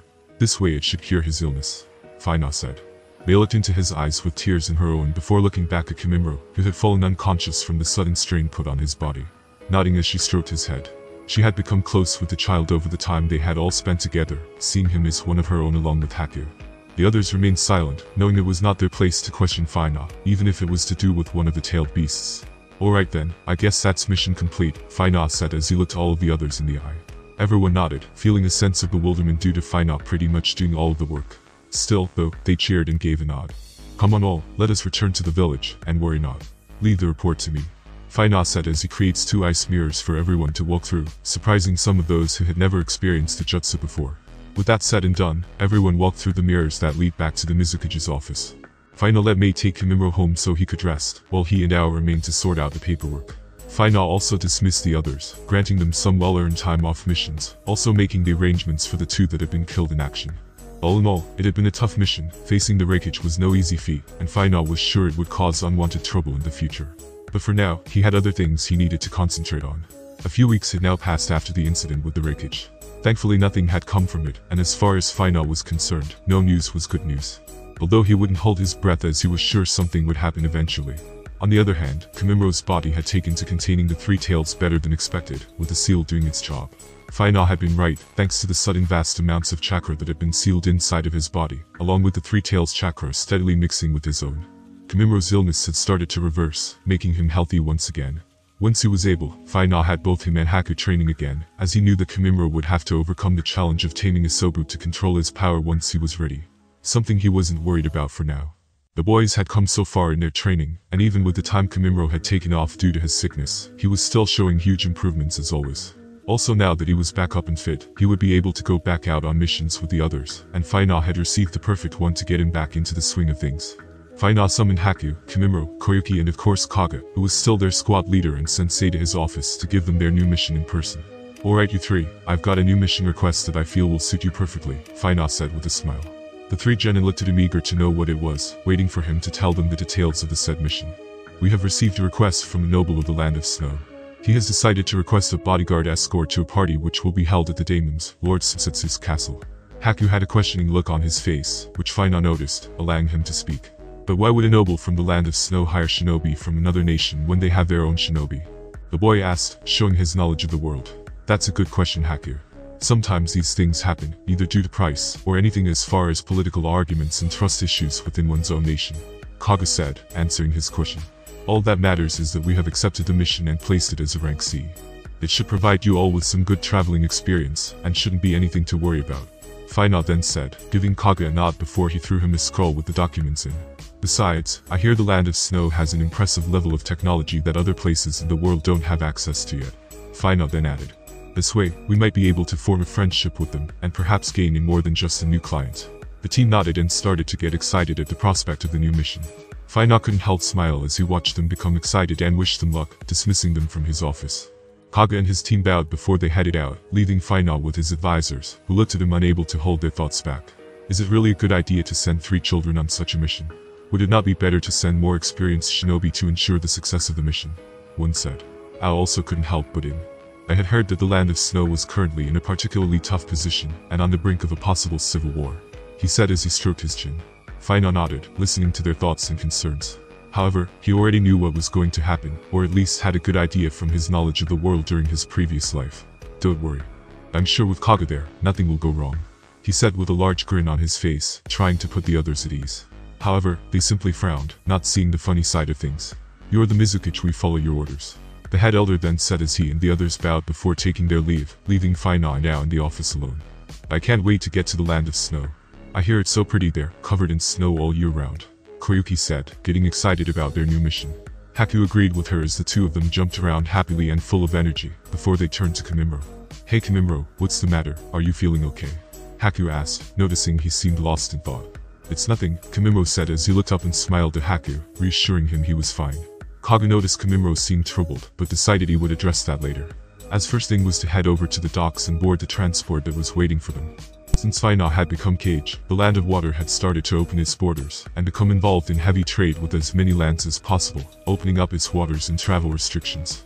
This allowed them to travel between other lands more easily for missions and vice versa. This was why a new Guard and Border Patrol Force unit had been created, helping to protect the village and the Land of Water. The Mists even had shinobi who monitored the sea, guarding against pirates and those who might try to sneak into their lands.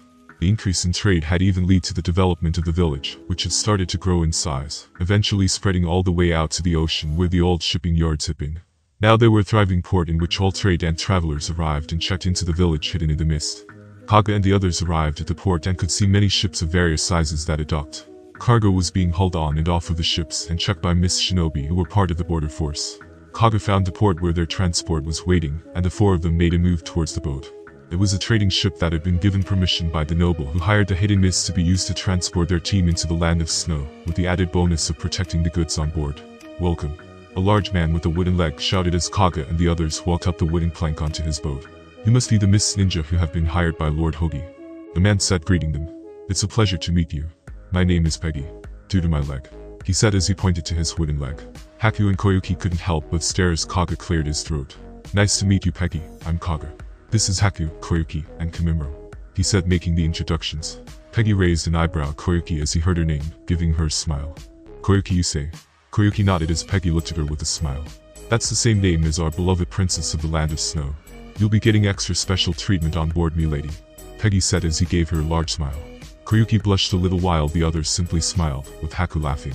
Thank you, Koyuki said, not sure what else to say as she punched Haku in the arm. Alright, how about we make a move? It's a good week's journey to the land of snow from here. Let me show you where you will be staying, Peggy said, nodding at them to follow him. They all followed him to the inside of the ship, seeing the small cabins where they would be sleeping. The deck of the ship was quite large, and the inside had a seating area where you could relax and eat with the engine room below that.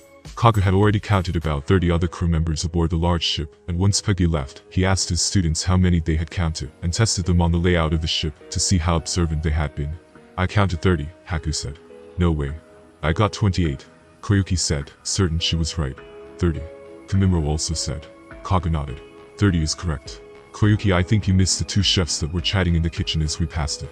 Kaga then added, filling her in on what she had missed. Koyuki went a little red and crossed her arms, angry at herself for losing to the others. Alright you two, why don't you go and explore the ship, get some food and report back to me with anything you find. Understood. Kaga said to Haku and Koyuki. They both nodded, standing to their feet before they left their cabin, leaving Kaga and Kamimuro alone. Why don't you tell me what's on your mind, Kamimuro? Kaga then said, knowing that the boy was still troubled. Kamimuro wasn't surprised that he had caught on inside. It's nothing, sensei, he said, clearly not wanting to share. Kaga raised an eyebrow as Kamimuro stood to his feet and excused himself from the conversation, leaving Kaga in the cabin alone. Well, that went well, I guess I'll give him some space for now. Fina did say he was struggling to come to terms with the three tails that was now inside of him. Kaga thought as he crossed his legs, remembering what Fina had told him before the mission. The first couple of days passed by without any issue for the group. Kaga had made them practice their chakra control by running on the surface of the ocean, following the boat for a good hour as they ran along the water after it. Haku and Koyuki had taken to it rather well, however, Kamimuro seemed to be lacking focus in his training, something that had not gone unnoticed by Haku. After that he had them go over team battle formations and tactics that would utilize their abilities, strengths and weaknesses, so they could face different opponents in all sorts of situations. Once that was complete, it was time for food, and after, Kaga let them work on whatever it was they wanted to do. Kamimuro was still quiet, and Kaga knew that he had not been sleeping much. Even Haku had noticed that something was wrong now, and had decided to ask him what the matter was after training one day.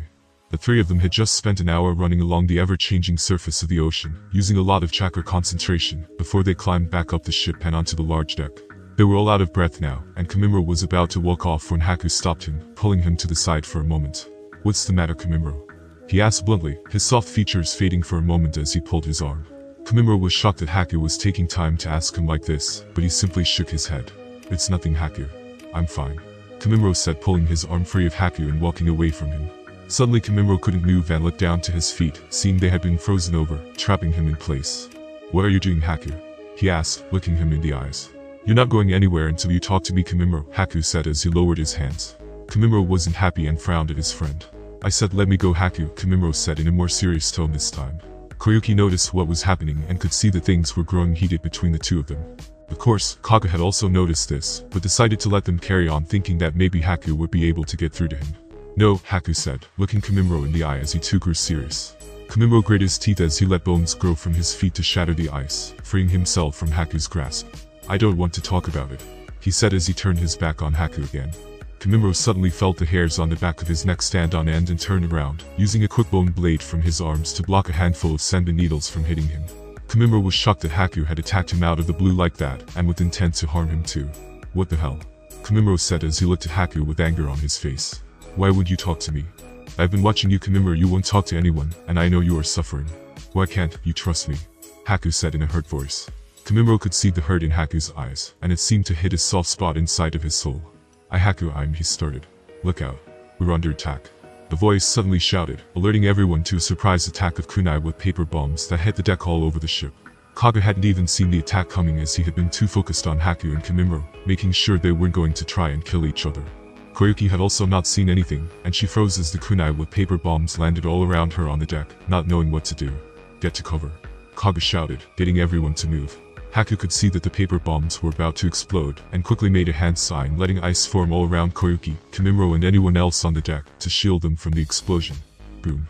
All of the paper bombs exploded and caused massive damage to the ship, blowing holes in the deck and the side of the ship, letting water from the ocean suddenly spill in. Attack. A voice suddenly shouted as groups of pirates boarded the ship, all armed with swords as they stormed onto the ship, attacking anyone in their path. Haku had saved everyone on the deck with his ice, and quickly looked at Kamimuro and Koyuki, who nodded, taking action. Kaga had also jumped into battle, saving 2 members of the crew, as he quickly cut down a group of pirates that were about to kill them. Haku, use your ice to fill the holes and stop water leaking into the ship. Komimuro, take the offensive and eliminate any and all enemies you come across with me. Koyuki, gather all of the survivors on the deck and protect them no matter what. Kaga suddenly shouted, forming a plan in a split second before he vanished into action. The others all nodded and Komimuro looked at Haku, smiling before he dashed off to attack some of the pirates that had climbed onto the deck. Haku also smiled and flipped over the side of the ship, forming hand signs and using his ice style to freeze all of the water around the base of the ship, stopping any more water from leaking into it.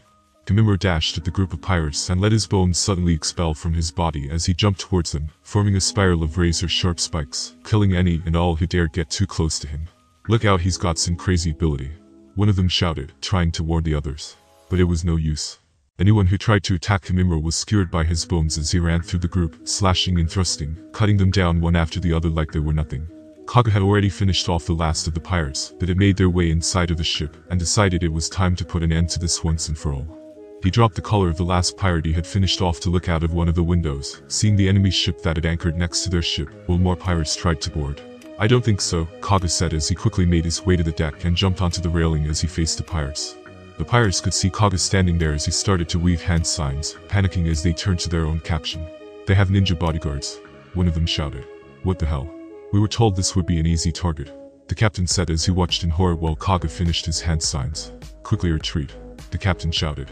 However, their boats started to freeze over, and the pirate who was steering screamed in pain as his hands froze to the helm. What the hell is happening? The crew screamed in horror as the ice continued to spread. Kaga could see Haku had already started on his counterattack and trapped all of the pirates on their ship with his ice style. Guess it's my turn. It's over for you. Water style. Die in vortex jutsu. Kaga shouted as he pumped a huge amount of chakra into the water style jutsu. Suddenly the ocean started to twist and turn under the pirate's ship, soon turning violent and forming a massive whirlpool. What the hell is this? The pirate captain shouted. Suddenly the ship was swept up by the powerful vortex that had formed in the ocean, ripping the boat to pieces, as the powerful current took a hold of it, shattering the wood and twisting the metal, while the crew screamed in horror, before they were all dragged to the bottom of the ocean, never to be seen from again. Kaga breathed a sigh of relief as the water started to calm down, meaning he could take it easy from this point. Haku had already sealed all of the holes in the ship with his ice, while using his water style to empty all of the water back out into the ocean. Komimuro had finished off all of the pirates without a scratch, as to be expected from him after all. Koyuki had also gathered all of the crew onto the deck, keeping them safe and out of harm's way. They had all seen the amazing abilities of the Mist Shinobi, and were amazed they had dealt with the pirates with such ease. Peggy was most pleased to see that not a single member of his crew had been harmed, thanks to the efforts of Kaga and his squad. Amazing. Thank you all so much. He shouted over and over again as the rest of the crew cheered. Kaga and the others gathered on the deck, telling them not to worry about it, and not long after they were back on track to the land of snow. Thankfully the ship engines had not been damaged, and the crew quickly got to work to help try and repair the ship as best they could. Haku walked over to Komimuro and punched him on the arm, giving him a playful smile as he did. Komimuro returned his smile with one of his own, finally acting like his normal self again. Good to have you back with us, Kaga said, also noticing his expression. Komimuro nodded to his sensei. Yes, thank you everyone for bearing with me, he said, bowing to them all. Alright, that's enough of that. Let's help out best we can with the repairs, alright, Kaga then said, getting a nod from the others.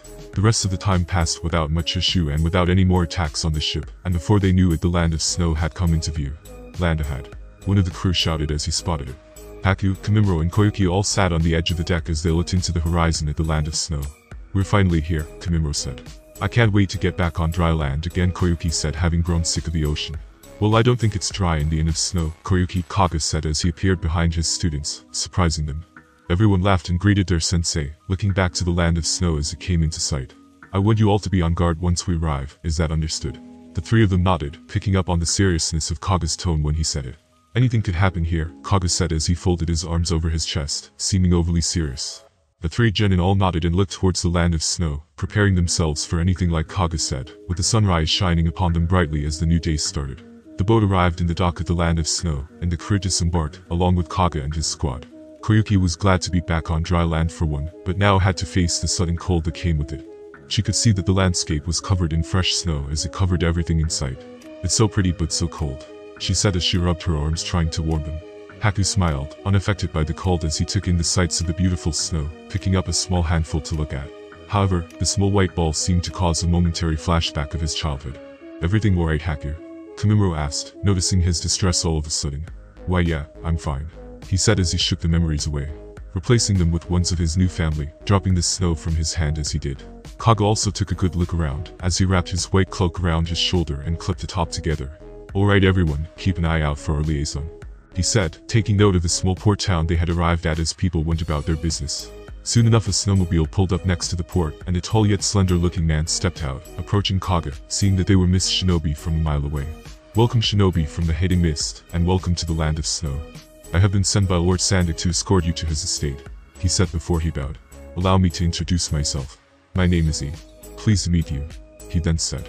Kaga nodded and made the introductions, giving the others the sign to follow along.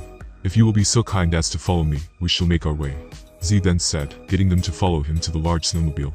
Haku, Kamimuro and Koyuki had never seen anything like it before. Even Kaga was unfamiliar with such a form of transport, but had heard of them before, noting that the level of technology here was already more impressive than the land of water. "Please hop in, this will make the trip much faster," he then said as he opened the driver's door, offering them a seat in the back. Everyone climbed into the back, getting as comfy as they could as he turned the engine on and started the snowmobile up. This is a rather new invention, a mechanical vehicle that can travel great distances across the snow at a good speed. One of many models that have been released, Z said. Haku and Koyuki were amazed as it started to move, the hum of the engine ticking along, as it slowly drove over the snow with ease. Kamimuro was also impressed but headed better than the others, taking more interest in the eyes that watched them from the surrounding forest outside of town. "So you have noticed too," Kaga said with his arms crossed. Kamimuro nodded to his sensei, not expecting any less of him having already noticed that they were being watched. "Don't worry. They probably just want to keep tabs on us. After all, we are shinobi from another land," Kaga said, putting Kamimuro at ease, just a little. The journey only lasted an hour or two, and before they knew it, they had arrived at Lord Sandik's estate. Kaga and the others hopped off, seeing that the estate already had security keeping watch and patrolling the area, none of which looked like shinobi. Kaga couldn't help wonder why the Lord had hired shinobi outside of his land, and he was starting to slowly piece together the puzzle the more he saw. He showed them into the estate and walked them into the main house where Kaga and the others would meet Lord Sandik. Kaga could see 4 guards on either side of the room, with who he presumed was Lord Sandik in the middle, as he spoke to a group of men. Z announced his arrival and bowed to his master. "I have returned with the Miss Shinobi as requested, my lord." Sandik turned around to look, giving a smile before he thanked his servant. Sandik had short black hair with small black glasses on his face, wearing formal robes of his nation. "Welcome. Welcome Shinobi of the hidden mist to the land of snow," he said as he got up and walked over to meet them. "I am Lord Sandik, please make yourself at home here," he said looking at Kamimuro, Haku and Koyuki, smiling at them as he did. "Pleased to meet you, Lord Sandik," Kaga said as he greeted him. "I am Kaga. This here is Koyuki, Haku and Kamimuro," he then said, introducing the others. Sandik smiled at all of them, noting how young they looked, his expression showing surprise when Kaga said Koyuki's name like the sailors. But unlike them, he held his tongue for the moment. "I assume your Mizuki just told you why I hired you," he then said, looking back to Kaga as he spoke. "Yes. You require an escort to a party being held by the daimyo of your land," Kaga said, laying out the facts he knew. Sandik slowly nodded his head, turning to his men with a reassuring smile, before he looked back to Kaga. Kaga could tell he wasn't getting the full story, but before he could say anything, Sandik made the first move. "Please, follow me so we may speak more privately." Kaga nodded before looking to Kamimuro and the others. "You 3 stay here for now, and don't go anywhere," he said as he followed Sandik. "I assure you, they will be quite safe here, Sir Ninja," Sandik said before they made their way out of the room. Once Sandik felt that they were alone, he turned to face Kaga, giving him a gloomy expression.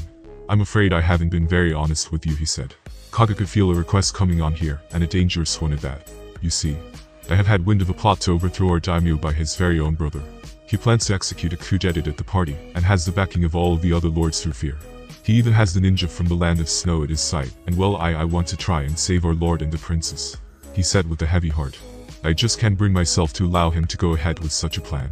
That's why I hired you. The hidden mist has a strong reputation, and with your help, we can surely get them out of the country into safety," Sandik said. "I know this is asking a lot of you, and that you have every right to decline. But please, I beg of you," he then said as he dropped to his knees. Kaga sighed as he processed the information he had been given, thinking everything over before he responded. "What you are asking is for us to become involved with another country's political matters. This kind of mission is usually placed at rank A or above. What you requested was placed at a rank C. I know, but please you must help us. I couldn't afford to spend any more money without it drawing too much attention. You must help us," Sandik pleaded. Kaga sighed again and placed a hand on his head. "I'm sorry, but this is well above my pay grade, pal. Besides, I don't think our Mizuki would be very happy if he finds out you lied about such a huge detail, now would he?" Kaga said. "Others have tried to hire groups from other lands for assistance too. But other than the hidden mist, the only others who were willing to provide us with shinobi is the hidden leaf. Sandik said. Surely with the help from two of the great nation, we can save our lord and the princess. The land of snow would forever be in your favor. I beg of you. Kaga couldn't help think back to Finau's words before they left for the mission. Somehow only just realizing he had a feeling he knew something like this was going to happen. That guy always one step ahead of everything. Kaga thought before he looked back to Sandik. The hidden leaf you say? Kaga asked, ignoring the rest of what he said for now. Yes, Sandik replied. And who have they sent you to help with your request? Kaga said, looking into his eyes. Sometime later, so that's the scope of the real mission, Kaga explained to Koyuki and the others. They remained quiet and listened to Kaga's explanation of the real reason they had been hired to come to the land of snow. Although they had been hired as bodyguards for an escort mission, their real objective was to rescue the princess and her father, fleeing with them to safety if possible. With that said, this is now an errant mission, even possibly higher. Kaga finished, looking at Kimimaro and the others. Koyuki was shocked, along with the others, but they had been trained well to keep their emotions in check and remain silent. The party is tomorrow night. It's being held at the Kazuhana Castle, which belongs to the daimyo, Lord Sumsetsu Kazuhana, Kaga explained. We have to presume that the castle will be heavily guarded by snow ninja on all sides. Once inside, we have been instructed to escort Lord Sumsetsu and his daughter, Princess Koyuki, out into safety by any means possible, even using violence, if it means saving their lives. The others remained quiet as they listened to the plan. Haku already had a picture in his head, and had an idea of just how hard this was actually going to be. There's a huge area of gray here where things could go wrong. I have been informed that Daten Kazuhana, who is the brother of the daimyo, is the suspect. Intel suggests that he has plotted to overthrow and kill his brother and the princess. He has gathered support from the other lords of the land, and has the full support of Ikigakure. Meaning once we become involved, they will try to kill us for sure. Kaga finally finished. Kimimaro also had a good idea of just how difficult this mission was going to be, deciding to voice the question he had. Would it not be easier to rescue both the daimyo and the princess before the party, sensei? Kaga smirked, knowing one of them was going to ask that. If only it was that easy. Our informant, Lord Sandik, has informed me that the castle is under full severance, and would be next to impossible to penetrate, leaving us with the party as our only means of entry. Kaga said, answering the boy's question. Kimimaro nodded in understanding. So that's why they were watching us as we arrived. He said as it made sense now. Yes. If we make one wrong move, the snow ninja will most likely attack us with everything they have, not wanting to take any risks here. I noticed that too. I also wondered why until now, Haku said. Koyuki was surprised to hear that they were already being watched, a little embarrassed she hadn't noticed, hearing that Haku and Kimimaro had noticed. Sandik has also informed me that they have also sought help from the Hidden Leaf village. Kaga then said, getting a surprised reaction from his three students. Word is that they have sent Kakashi had it, Kaga said, taking note of the reactions of the other. Kakashi of the Sharingan. The copy ninja. Haku said, clearly having read up on him in the bingo book. That's the one, Kaga said as he crossed his arms. Are we going to kill him? Kimimaro then asked plainly. No, not unless we need to. After all, we might need his help. However, if possible, we will deal with this alone. Kaga said, letting them know his intentions. With that, the three genin were dismissed to go and rest, while Kaga worked out the rest of the details with Sandik and the other lords who were on his side. He still felt like a fool for accepting the mission, hoping that Final already knew something like this was going to happen, and he sent them for this reason. The next day came fast, and Kaga and his team had made all of the necessary preparations for the mission at hand, readying their gear and equipment as they prepared for everything that they could. Night soon fell upon them, and the time of the party was here. Sandik had dressed in his formal robes and was also ready for what was about to happen, as well as the consequences that it would bring, not only upon himself but his entire nation. As agreed, Kaga and the others provided him with an escort to the castle. They traveled by snowmobile, one that was a little fancier than the last they had been in, fit for a lord of the land. Once they reached the castle grounds, Kaga and the others could instantly see the level of security was no joke. Snow ninja lined the trees and borders as they kept watch over everything. They also controlled the flow of traffic in and out of the castle grounds, booking in all guests, making sure they were on the list. Sandik's snowmobile finally reached the front gate and came to a stop at the snow ninja's command as they asked for his name and invitation. I am Lord Sandik, he said as he showed his invitation. The snow ninja also checked the vehicle and eyed Kaga and the others with intense suspicion. They are my private security and are here to escort me to and from the party. You will see they have been booked in and are on the list, Sandik said bluntly to the snow ninja. The man checked the list next to Sandik's name and could see he was telling the truth. So they are. Welcome, Lord Sandik, the shinobi said as he gave the signal for the front gates to open for them, welcoming them inside. Sandik and the others entered the castle grounds, and his driver parked next to the other long line of snowmobiles. Alright, remember the plan, Kaga said to the others before they got out of the vehicle. Haku and the others nodded and followed Kaga and Sandik out into the open. The night air was cold and fresh snow fell from the dark sky, covering the ground in a fresh layer of snow that glowed from the lights provided around the castle. Sandak walked towards the front entrance while Kaga and the others escorted him, keeping a close watch on their surroundings. They could tell that their every move was being watched, and once they reached the front doors, they would have to initiate their plan. "Welcome, Lord Sandak," a large man said as he reached the main entrance. "I see you have brought your own private security. I do assure you though, they will not be needed inside," the man said, eyeing the four of them up as he weighed them in. "Thank you, Lord Dom," Sandak said as he realized who was standing there, trying his best not to flinch. "Of course. You can never be too careful these days, and for the price they charge, one really cannot complain," he said, playing his part well. Dom smiled as he looked Kaga in the eye, looking at his hidden mist headband. "Yes. I had heard that the new Mizukage had made many welcome changes to the Hidden Mist village, one of them lowering the cost of their services by a rather large amount," he said before he looked at the three genin, weighing them up as he did. "I can assure you though, your services will no longer be required here," he said in a blunt tone. "It would seem not," Sandak said, agreeing with Dom. "Your mission is complete as of this moment. You are dismissed until I am ready to leave," Sandak said as he turned to look at Kaga, giving him the signal. "Very well, Lord Sandak," Kaga said with a slight bow of his head. "Please enjoy the party. We shall remain in the vehicle until you are ready to leave," he then said as he and the others took their leave, leaving Sandak and Dom alone to enter the castle. Meanwhile, high above the entrance atop the castle, Kaga watched Dom with a careful eye as he blended into the darkness like a shadow. "The mission is a go," he said through the earpiece he was wearing, provided to him by Lord Sandak. "Roger." Kamimuro, Haku and Koyuki responded, each from a separate location in the castle grounds. Kaga then looked back down to the water clones of himself and the others, as they got back into the snowmobile, being kept a strict watch on by the snow ninja who hadn't noticed yet. This should at least buy us a little time before they notice, Kaga thought as he slowly entered through a window, creeping into the room in silence before he shut it behind him. Kaga took a look around the room, noting that it was empty before he moved to the door, peeking through the crack to see the coast was clear. Now to find the princess, I only hope that the others don't run into any issues. Lord Sandak followed Dom inside of the castle, finally arriving at the large hall where the party was being held. Sandak was greeted by the other nobles of the land, and forced to make small talk, noting that the princess and Lord Susetsu were currently not present, which caused him concern. Kamimuro had snuck into the castle and was currently in the west wing. He crept in silence through the hallways, avoiding any passing patrols made by the snow ninja, not making a sound as he made his way through. So far he had failed to locate the princess or her father, and decided to radio into the others to report his failed findings. "This is Kamimuro. The west side is clear," he said through his earpiece to inform the others.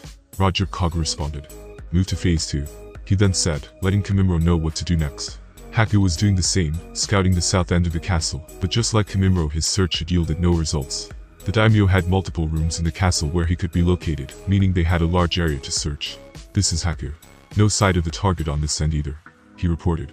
Kaga was currently walking through the main hall, disguised as a waiter serving drinks from his tray. "Roger. Move to phase 2. Kaga said slowly before giving a smile to guests as he handed them some champagne. "Roger that, Haku out," Haku said as knelt on a wooden beam overlooking a large hallway, as he blended into the shadows. All that remained now was to wait for Koyuki's report to see if she had found any trace of the princess or her father. "Koyuki, report," Kaga said, waiting for a response. A moment passed with no reply, and so Kaga sent another message. "Koyuki, report."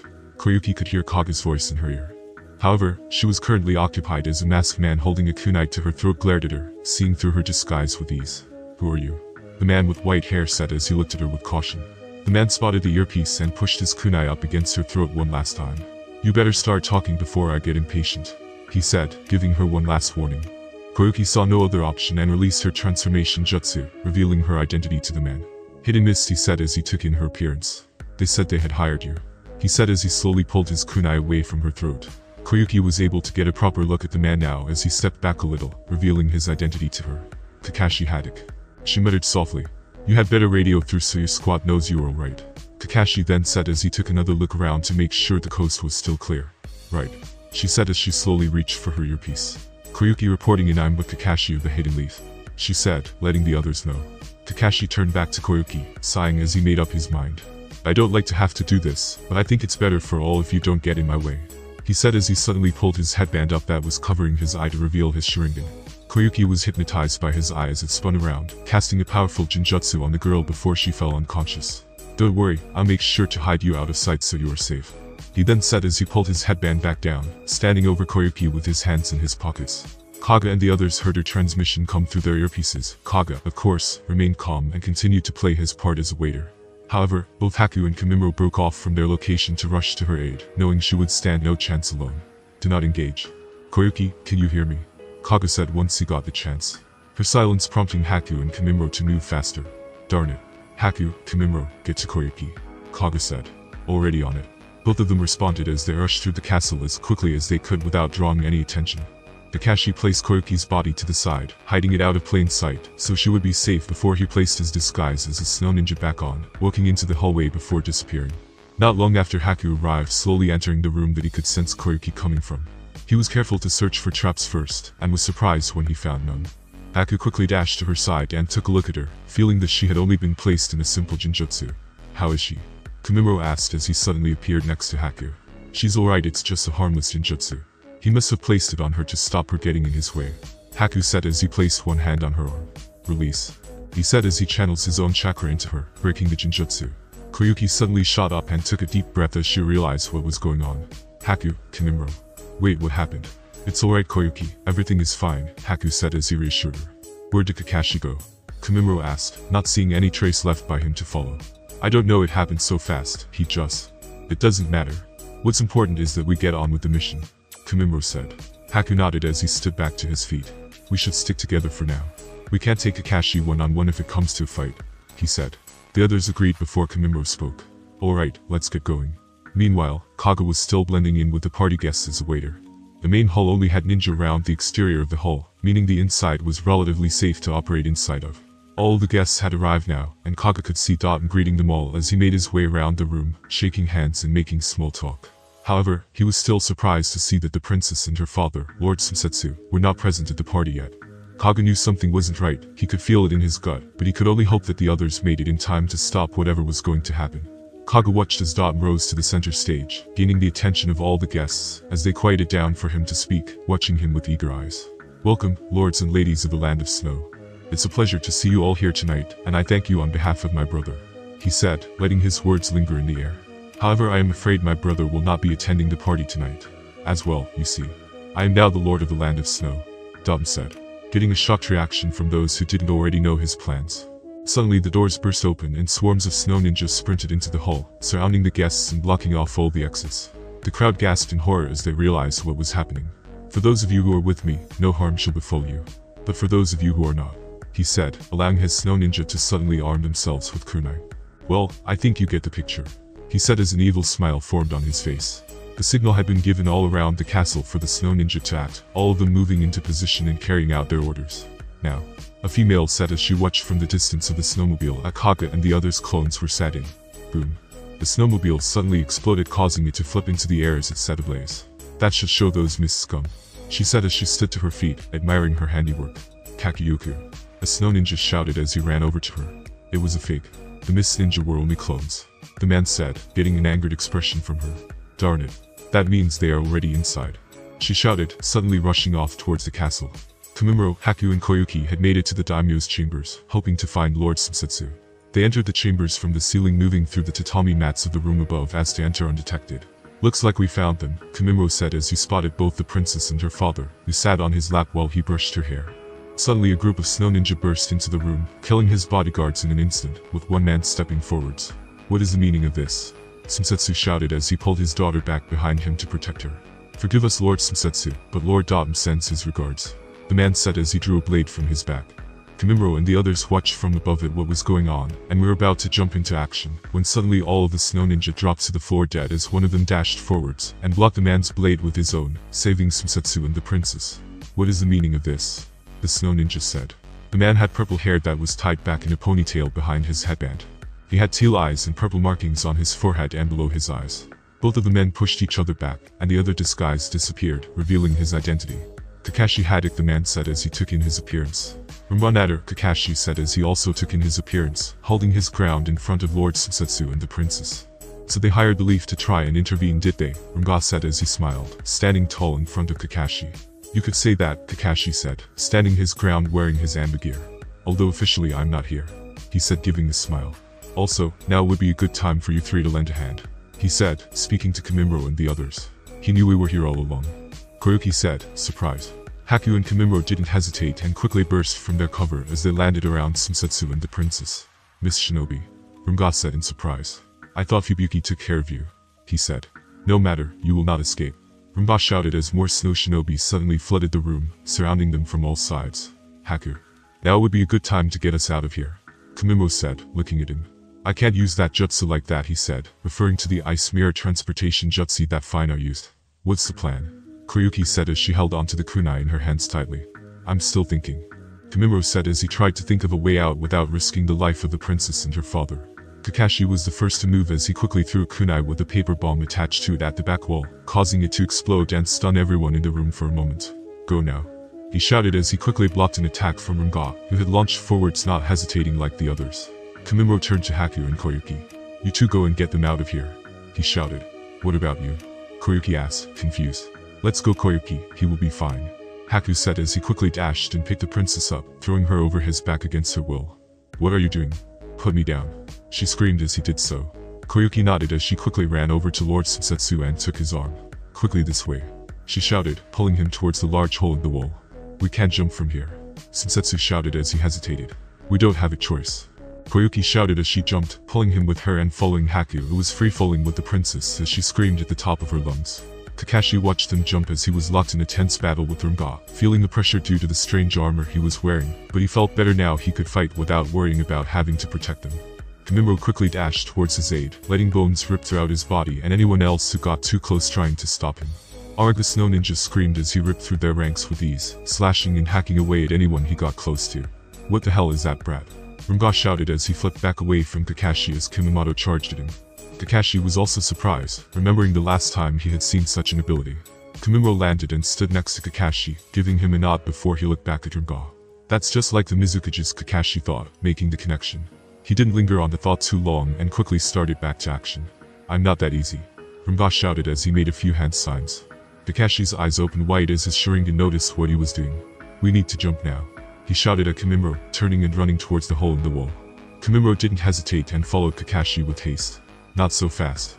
Rumga shouted as his hand signs triggered paper bombs that had been planted all around the room to explode, engulfing the room in fire and smoke, as the explosion burst throughout the castle, shaking its very foundations. Meanwhile, Kaga was trapped inside the main hall with the other lords, surrounded by a small army of snow ninja who he placed at least Chunin level. Kaga's role was to protect Lord Sandak and get him to safety if possible. However, that would be easier said than done now. I am going to read a list of names now. If your name is on this list, then you shall be executed for standing against me. Dalton said as he pulled a piece of paper out. This is an outrage. A large man shouted as he stood above the crowd. Dalton simply smiled, raising a hand to stop a snow ninja from killing him so he could talk.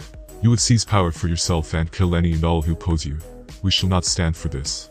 You will not get away with this. The man shouted, trying his best to rally the other nobles with him. I'm afraid I already have, Dalton said as he gave the order for him to be killed. The snow ninja swiftly dashed and slit his throat, allowing blood to spray all over before his body hit the floor.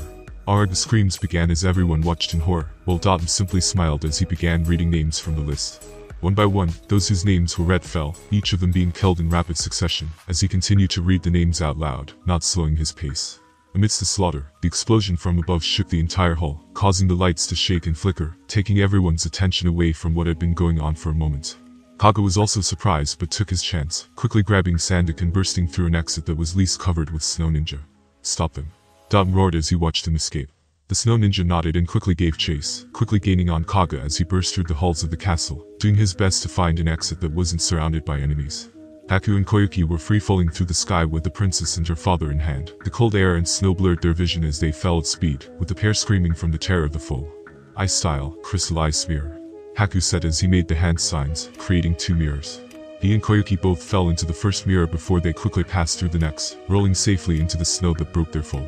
They both looked up at the castle to see the huge explosion burst through the top layer, engulfing it in flames, causing them to fear the worst. Did they make it? Koyuki asked as she looked at Haku. Haku had placed the princess down now, allowing her to run over to her father for comfort. Thankfully both of them were fine, just a little shaken up. There. Haku shouted as he spotted two dots burst out of the smoke and into the sky as they fell from the castle. Catch them, Haku. Koyuki shouted as she watched. Haku was already on it as he created two ice mirrors again, causing both Kamimuro and Kakashi to suddenly burst out of the one on the ground, hitting the thick snow that broke their fall for them. Kamimuro slowly stood to his feet, shaking himself free of the snow as he looked around, seeing no sign of Kakashi. Thanks for the help, Kakashi said as he appeared on a tree branch above them. Everyone looked up to see him before he jumped down and walked over to Lord Sumsetsu. My lord, my name is Kakashi Haddock of the Hidden Leaf Village. My mission is to rescue you and Princess Koyuki and retreat you to the Land of Fire, where you will be safe, he said in a serious tone. Sumsetsu looked down at his daughter who stood behind him before he looked back at his castle. I was warned this might happen, but I never believed that my own brother would betray me like this, he said, clearly in turmoil over the events that had transpired. Please Lord Sumsetsu, we don't have much time, Kakashi said. You don't have any time at all. A voice suddenly shouted as a rain of kunai burst from the sky. Kakashi quickly grabbed Sumsetsu and the princess, dashing out of the way, while Haku and the others jumped to cover. The kunai burst as they hit the ground, causing ice to spring from the snow, as it skewered anything it touched, gaining Haku's attention. A woman and a man suddenly appeared from the darkness with a small army of snow ninja at their backs. The female had green eyes and pink spiky hair that stuck out of 2 holes at the top of her gray helmet, reminiscent of pigtails. She also has small circular dark pink eyebrows, while the rather large man had a short crop of purple hair and dark eyes. He wore the standard snow ninja uniform, which consisted of a blue and white outfit. Well, if it isn't Kakashi the copy ninja, the woman said. Kakashi didn't recognize them, but knew they were at least Jonin level. He's a strong one, mister, watch out, she said to the large man. Don't worry about me, Fubuki, he said as he eyed up Kimimaro and the others. Now, hand him over, Fubuki said as she extended her arm. Kakashi didn't like their odds here, knowing that with that many of them, their chances were slim at best. I'm afraid I can't do that, Kakashi said as he pulled out his shuriken to remain on high alert. Then you leave us no choice, Fubuki said as she gave the signal for her men to attack. The horde of snow ninjas suddenly charged forwards, each of them drawing a kunai as they did. Kimimaro turned to Haku and Koyuki. You two handle the leaders, leave this lot to me, he shouted before charging towards the wave of snow ninja. Haku nodded and turned to Kakashi. Get them out of here. Leave this to us, he said, turning his attention back to the enemy. Kakashi was surprised, not thinking that they could handle this situation. But then again, he knew the conduct of Miss Shinobi, and after seeing the abilities of Kimimaro, knew they were no mere children. Right, Kakashi said as he picked up the princess and quickly escorted Lord Sumsetsu into the forest. This way. Art. Kimimaro shouted as he charged headfirst into the wave of shinobi, letting his bones flare to life as his body became covered in razor-sharp weapons. That kid got a death wish, Fubuki said as she laughed. However, she quickly realized that he was no joke, watching as he cut everyone to ribbons, seeming as if he was untouchable. No way. What the hell is that kid? She shouted in disbelief. Kimimaro flipped and jumped, slashing with his arms and legs, and he fought as hard as he could, using all of the taijutsu training that Faina had taught to him, allowing him to utilize his entire body as a weapon at any time, rendering him almost untouchable to taijutsu attacks. One after the other they fell as they tried to fight against the monster that was Kimimaro of the Hidden Mist, screaming as they were impaired or cut to pieces. Fubuki had seen enough and started forming hand signs to intervening when suddenly Haku appeared and threw a handful of senbon at her. However, they bounced off as if they had been replied by an invisible force. Not that easy, kid, she shouted as she turned her attention to him. Ice-style swallow snowstorm, she shouted as she turned the snow around her into a flock of ice birds that flew towards Haku like a storm of shuriken. Haku was caught off guard as he watched her use an ice-style jutsu, not knowing that the snow ninja could use ice-style. However, he quickly regained his composure and flipped backwards to dodge the attack. The snowbirds quickly flew around and changed direction as they headed back towards him, ready to skewer him. But Haku wasn't so easy. Ice-style, ice wall, he said as he created a wall of solid ice that blocked all of the ice shurikens. Ice-style, ice prison jutsu, Fubuki shouted as she slapped her hand onto the ground, causing large pillars of ice to spring to life, trapping Haku inside one of them, as he tried to jump out of the way. Fubuki looked at her handiwork and smiled. That's one down, she said as she placed her hand on her hip, seeing Haku trapped inside the ice pillar. Meanwhile, Koyuki had stood her ground as the larger man Miser charged at her on what looked like a snowboard. He glided along with the snow at impressive speed towards her, ready to attack. Koyuki quickly flipped back into the air as she threw a handful of kunai at him. However, they simply bounced off thanks to his strange armor. What the hell? She thought as she landed and watched him turn around on the snow, ready to charge towards her again. Alright then. Wind style, air bullets, she shouted as she made the hand signs and unleashed a barrage of air bullets at him. But once again, the armor he was wearing seemed to cancel out her jutsu, as if it had been blocked by an invisible force, leaving her with only the option to dodge again. Not so fast, little girl, he shouted as he jumped off the snowboard, slamming his fist into the ground as she avoided his attack. Miser charged and attacked with powerful punches that shattered the ice and snow beneath them, as Koyuki flipped backwards again, and again doing her best to dodge. Quickly she threw a handful of kunai, this time with wires attached to them in different directions, trying to trap him in them, but he easily cut the wires with his own kunai, before he threw it at her. Koyuki dropped to the ground to avoid the metal projectile hitting her, but in doing so, she had left herself wide open to an attack from above. Say goodnight, Mizu shouted as he dropped from the sky with a heel kick, slamming it into her back. Koyuki's body suddenly burst into smoke, and Mizu could see that his foot had snapped a wooden log, wrapped in paper bombs for added effect. She did that on purpose. He shouted as he noticed the paper bombs and tried to jump out of the way. Their substitution exploded before he could get fully clear, and Mizu was sent flying into a large tree which his back slammed against. Koyuki suddenly appeared as she formed more hand signs in front of him, flipping to the ground from the tree above. Fire style, fireball jutsu. She shouted as she unleashed the large breath of burning fire.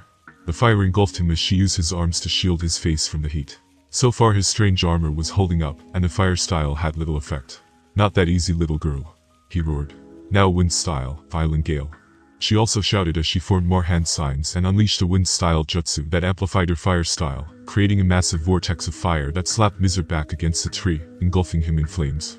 Let's see you survive that, she said as she watched his armor crack from the powerful jutsu, no longer being able to protect him as he screamed in burning agony. Ibuki watched as Mizu was blasted back by the explosion and was about to rush to his aid when suddenly a presence from behind her caused her to jump to safety. Haku was stood there silent as if nothing had happened, simply watching her with interest. You. But how you should be, she said, not understanding how he had escaped her ice prison jutsu. At first I thought you possessed the KekkaiGenkai, but now I see that you simply manipulate the ice with your chakra, Haku said bluntly. Fubuki didn't know what he was talking about and quickly formed hand signs. Just shut up and die, kid, she shouted. Ice style. Dragon versus tiger, she said as she made the hand signs, summoning a large ice dragon to form from the snow. Haku didn't move, and the ice dragon crashed down upon him, freezing him in a large blast before it vanished. That will teach you, brat, Fubuki said as she looked at his body, frozen in the ice jutsu. However, Haku smiled from inside the ice, and simply floated to the edge of it, before he walked out as if nothing had happened. That's not possible. Fubuki shouted in horror at what he had just done. You simply manipulate the ice. But I have complete control over it, Haku said as he raised his hands and crossed his middle finger over his index finger, forming the hand signs for his crystal ice mirrors. Fubuki watched as large ice mirrors suddenly formed all around her, each of them linking together as they trapped her inside an ice mirror prison with no way out. An ice style. It can be, she said as she noticed Haku's reflection appear in all of the mirrors. No, you are a member of the Yuki clan, she shouted as she looked around the ice prison in horror. That's right, Haku said as he raised one hand, all of his reflections copying his moments. I'll show you the power of a real ice style user, he said as the ice mirrors started to bubble and slowly ripple and shake. Ice style. Crystal ice mirrors execution, Haku said softly as ice spikes suddenly burst forth from every angle, crushing anything and anyone trapped inside the prison. Fubuki didn't even have time to scream as she was crushed in an instant, leaving nothing other than a pile of blood and mush. Kamimura was still flipping and spinning around, cutting down wave after wave of snow ninja. He must have killed at least 60 of them now, yet they still charged at him trying to subdue him with numbers. They had tried to use ninjutsu too, thinking that if they could get close that they would keep him at range. However, Kamimura simply allowed his bone to fire out from around his body at high speed, shredding anyone they hit from distance. It didn't matter what they used. Kunai, shuriken, taijutsu, ninjutsu.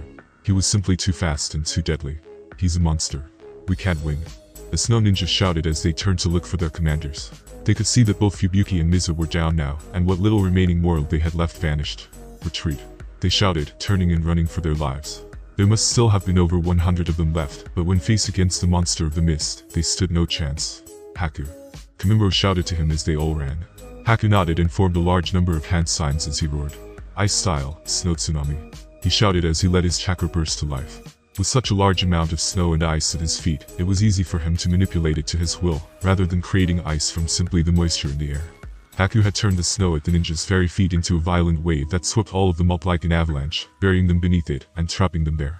Kamimura and Koyuki joined Haku, with Kamimura whistling as he watched his jutsu in action. I bet that one tired you out, he said.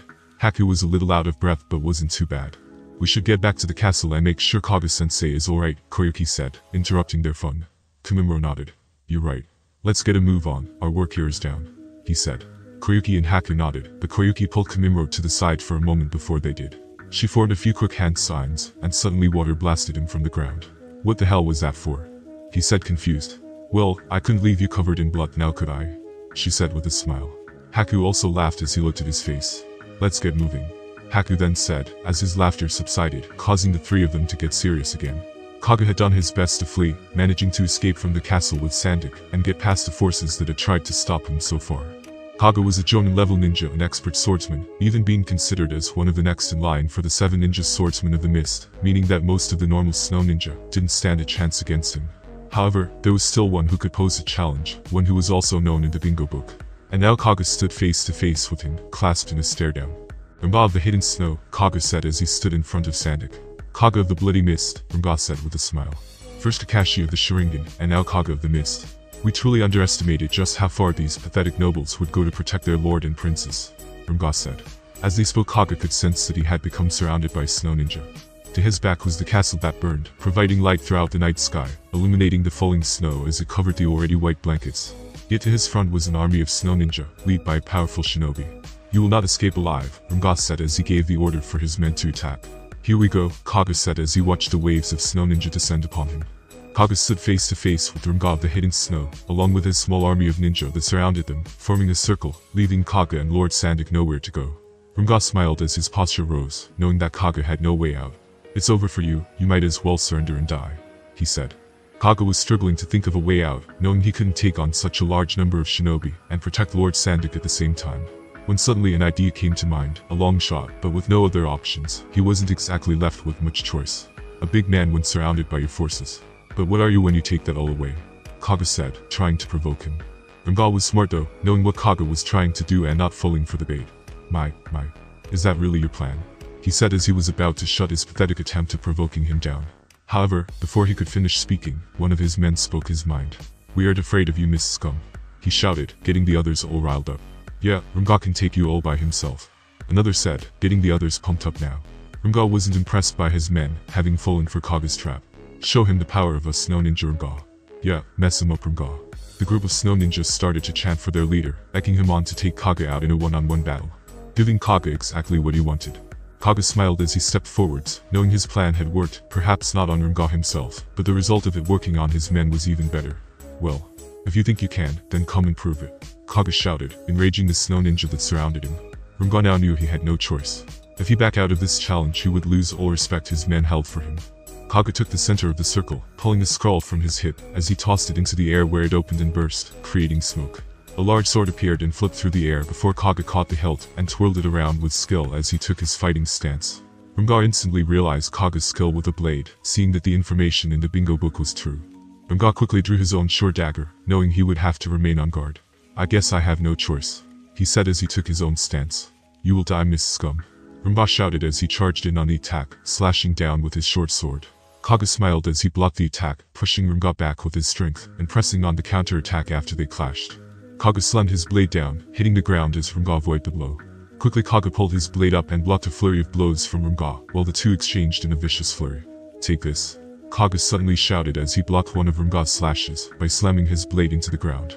As he did, he used his sword to push off as he spun around and planted a kick into Runga's chest, with the blow knocking him flying back, skidding across the snow. "Why you?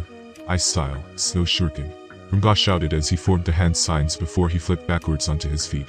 The snow around him burst into the air as it formed into hundreds of shuriken that suddenly exploded towards Kaga, threatening to shred him to pieces. "Water-style water wall," Kaga shouted as he made the hand signs and fired a large burst of water out of his mouth. The shuriken hit the water wall and stopped in their tracks, allowing Kaga to jump over the water wall, throwing his sword at Runga as he did. Runga was shocked, being forced to stop making more hand signs and dodge the attack, meanwhile allowing Kaga to make his own hand signs. "Water-style, water dragon jutsu," he shouted as he used the water from his water wall to transform into a mighty dragon that burst forth towards Runga. Runga didn't have time to avoid the attack and was forced to cross his arms over his face to defend himself. But to Kaga's surprise, the water dragon burst around him as if it had hit an invisible force, dispensing into the air. Runga smiled as the water cleared around him, seeing that his chakra armor had worked in negating the ninjutsu. "My turn. Ice versus tiger," Runga shouted as he created a huge ice-style tiger that dashed towards Kaga. "Not good," Kaga shouted as he quickly dashed as high into the air as he could, trying to avoid the jutsu at the last second. But Runga quickly appeared behind Kaga, taking him by surprise as he slashed at his back. Kaga was able to turn mid-air at the last second and block the attack with his own sword, but the force of the blow caused them to both drop back down to the ground. Kaga was indeed impressed by Runga's skill, but he was more impressed by the strange armor he wore around his body. Somehow that strange armor was able to repel my jutsu, he thought as the two circled each other, both looking for an opening, as the snow ninja cheered from the sidelines. "I can see why you made your way into the bingo book," Runga said. Kaga smiled. "I could say the same about you, or perhaps it was thanks to that armor," Kaga said. Runga didn't let his comment bother him as he took a good look at the suit. "Do you like it, Kaga?" It is rather handy now, isn't it? I must say, I didn't quite believe it at first. But this suit is one amazing piece of technology. Not only does it repel all ninjutsu and jinjutsu, but it also boosts my chakra reserves. Here, let me show you. He shouted as he suddenly started making more hand signs. Ice style, horde white whale. Rumba shouted. Suddenly the snow all around them burst to life as a huge ice whale with a horn on its head exploded from the ice in the ground. Kaga was shocked at the size of the jutsu, doing his best to avoid the massive beast as it jumped into the air, its eyes covering the glow of the moonlight sky. As soon as the whale was in the air, it seemed to come crashing down just as fast. All the snow ninjas had already run to cover. Those who were too slow would be left to be crushed under its enormous weight. Kaga was, unfortunately, one of those who didn't have time to get out of the way, as the whale came crashing down, creating a massive shockwave that ripped the trees from the ground and kicked up a huge amount of debris. Rumba watched from the distance as his jutsu came crashing down with a mighty roar. That should have put a stop to him, he thought as he waited for the debris to clear. Suddenly the hairs on his neck stood on end as he turned to see where Lord Sandak had been. However, the men that had been watching him were now dead, and Sandak was nowhere to be seen. Don't tell me he escaped, Rumba shouted. Realizing Kaga had used his jutsu as a distinction and escaped. Find them. Do not let them escape. Rumba shouted to his men, who realized the same thing now that the debris had cleared. Spread out and cover every part of this forest. Roga shouted to his men as they dispersed, moving as fast as they could. Cue that bastard. Rumba muttered as he looked into the night sky before he too vanished to help in the search. Meanwhile Haku, Kimimaro and Koyuki were rushing through the forest trying to head towards Kaga as quickly as they could. They had completed their end of the mission and helped Kakashi get the Lord and Princess away into safety. Now all that was left was to regroup with Kaga and help rescue Lord Sandak, if they were still alive. Look, over there. Haku suddenly shouted as he spotted the huge ice whale jutsu in the sky, before he watched it crash into the earth. That must be where Kaga-sensei is fighting.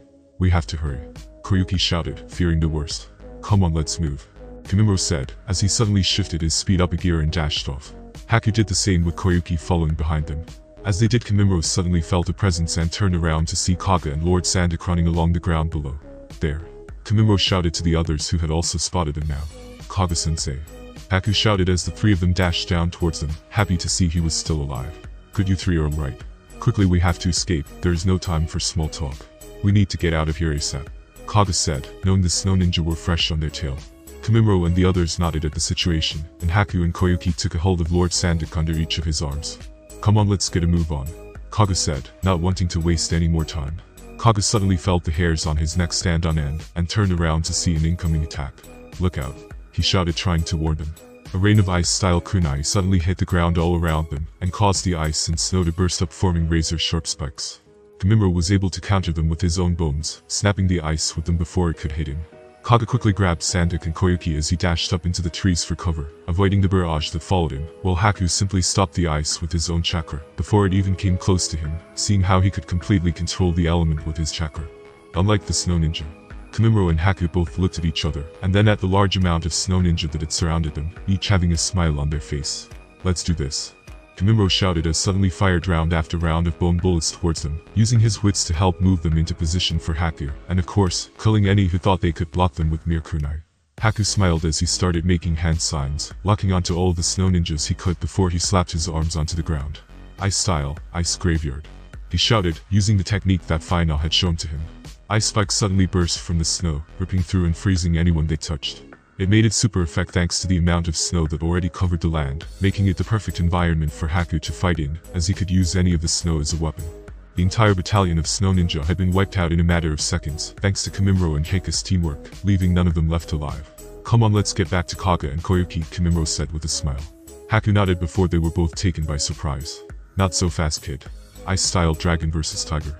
Rumba suddenly shouted as he used his jutsu from a safe distance, aiming it right at Kimimaro, taking him off guard. The jutsu hit Kimimaro head-on and smashed into the ground before trapping him in a large pillar of ice. Kimimaro. Haku shouted as he watched, too slow to do anything. That's one down, one to go. Rumba shouted as he landed next to Haku and slashed at him with his dagger. He had already seen Kimimaro's abilities up close, and knew that his chakra armor was weak against a jutsu, meaning if he took him out first his chance of victory was almost certain. Haku was quick though, and was able to duck under the first attack, before he blocked the second with his own sending needle, holding Rumba in a clash between the two of them. You're strong for a runt, Rumba said as he tried to push Haku back. But Haku held him in place as he matched his strength. I don't have time to mess about with this guy, Haku thought as he grit his teeth in anger, knowing Kimimaro wouldn't have long being trapped in that ice. Ice style, 1000 needles of death. Haku suddenly shouted as he made the hand signs with just one hand. Ramba's eyes burst open in surprise before he quickly broke the exchange between them as he tried to get clear. However, Haku had already used the snow by his feet to freeze him in place, trapping him as he was hit at full force by the ice needles over and over again. When did he? He shouted as he covered his face with his arms. Luckily for Ramba though, his chakra armor was able to hold up, and the ice needles smashed into the barrier around him. Haha. I don't think so, kid. Ramba shouted as he smashed the ice around his feet and jumped into the air, slapping a spinning back kick into Haku's shocked face, landing a direct blow as he sent him crashing into the ground. So you're Yuki member, huh? Ramba said as he looked down at Haku, connecting the dots, knowing he could control ice freely, being capable of incredible feats in such an environment. I'll kill you quickly. Ramba then shouted as he raised his dagger, preparing to kill Haku with it, before he could use any more jutsu. Haku didn't have time to move or defend himself, as he had been taken off guard by Ramba's chakra armor, and being hit by the strong kick. Haku's world slowed down as he watched Ramba cock his arm back ready to kill him, knowing there was nothing he could do to defend himself in this moment. As he did, just one thought kept playing through his mind over and over again. Vaina-sensei would be disappointed. Suddenly the ice that Kimimaro had been trapped in exploded, sending large chunks of ice flying through the air, as both Ramba and Haku were forced to turn their attention to what was going on. What in the Ramba shouted as he turned to see what had happened and what he was now faced with. Meanwhile, both Kaga and Koyuki were fighting wave after wave of snow ninja as they still chased them, not giving up on capturing them anytime soon, either from the looks of it. Kaga-sensei, I don't see Haku or Kimimaro. Koyuki shouted as she dodged more ice kunai. Don't worry about them right now, Koyuki, we have to focus on getting Lord Sandak out of here first. Kaga shouted as he threw a handful of shuriken to counter more ice kunai that were headed for them. Also, what happened to Lord Susetsu and the princess? He asked as they continued to run through the forest. Kakashi of the Hidden Leaf took them both while we held off the enemy sensei. I think they made it out, Koyuki said. Kaga sighed as he nodded. No worries, as long as they are safe, I'm sure we can sort something out once we make it out of this mess. But for now, let's focus on keeping Lord Sandak alive. Kaga said as he suddenly grabbed a kunai out of midair, not a hair's length away from Sandak's face, before he strapped a paper bomb around it, and threw it back towards the enemy with amazing skill. Lord Sandak couldn't believe how things had turned out, but now was no time to act like a coward, even though kunai were raining down upon them. Roger that. Koyuki shouted as she followed her sensei's example, doing her best to duck and dive as they continued to run. Ice style, Black Dragon. A voice suddenly said from in front of them. Watch out. Kaga shouted as he pushed Koyuki out of the way, also tossing Sandak with her. A massive black dragon made of ice crashed into Kaga, smashing into the ground before it dragged him away, and finally slapped him against a tree, where he was trapped in a layer of ice around his entire body, leaving his head free. The force of the blow had left him unconscious as his head dropped, but he was still alive for the time being. Koyuki turned to look who had used the jutsu as they slowly walked into the moonlight, revealing their new assailant. Sandak muttered under his breath as he finally walked into the light, revealing his large black set of armor that covered his entire body. Sandak. Did you really think I would let you escape? He said with an evil grin that reflected from the full moon's glow, leaving Koyuki and Lord Sandak in a world of trouble. What in the hell is that? Ramba suddenly shouted as the shock waves knocked him back, giving Haku enough time to avoid his finishing blow. Both Ramba and Haku stared at Kimimaro, watching as his body was covered in a furious red chakra. Haku smiled and quickly jumped back into the air, as he threw a handful of senbei needles at Ramba, taking advantage of the confusion to get clear of him.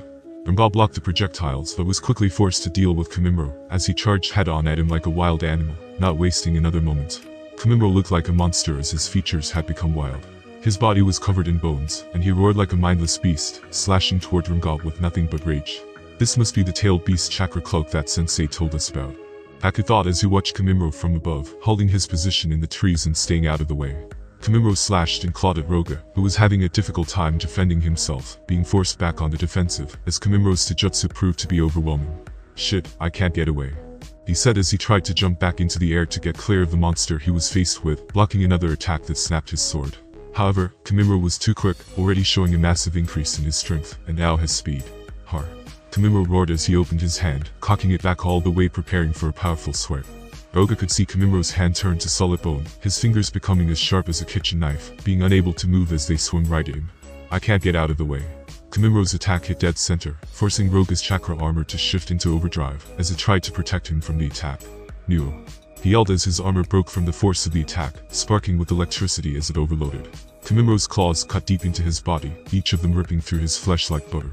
Roga dropped to his knees as he choked on his own blood, watching as his last moments fell upon him in a dull fashion. Defeated. Kamimura was too lost in his rage, and didn't allow him any time to process what was going on. Instead, he delivered one final swipe of his hand, cutting Roga's head clean off of his shoulders, letting his blood soak the snow below.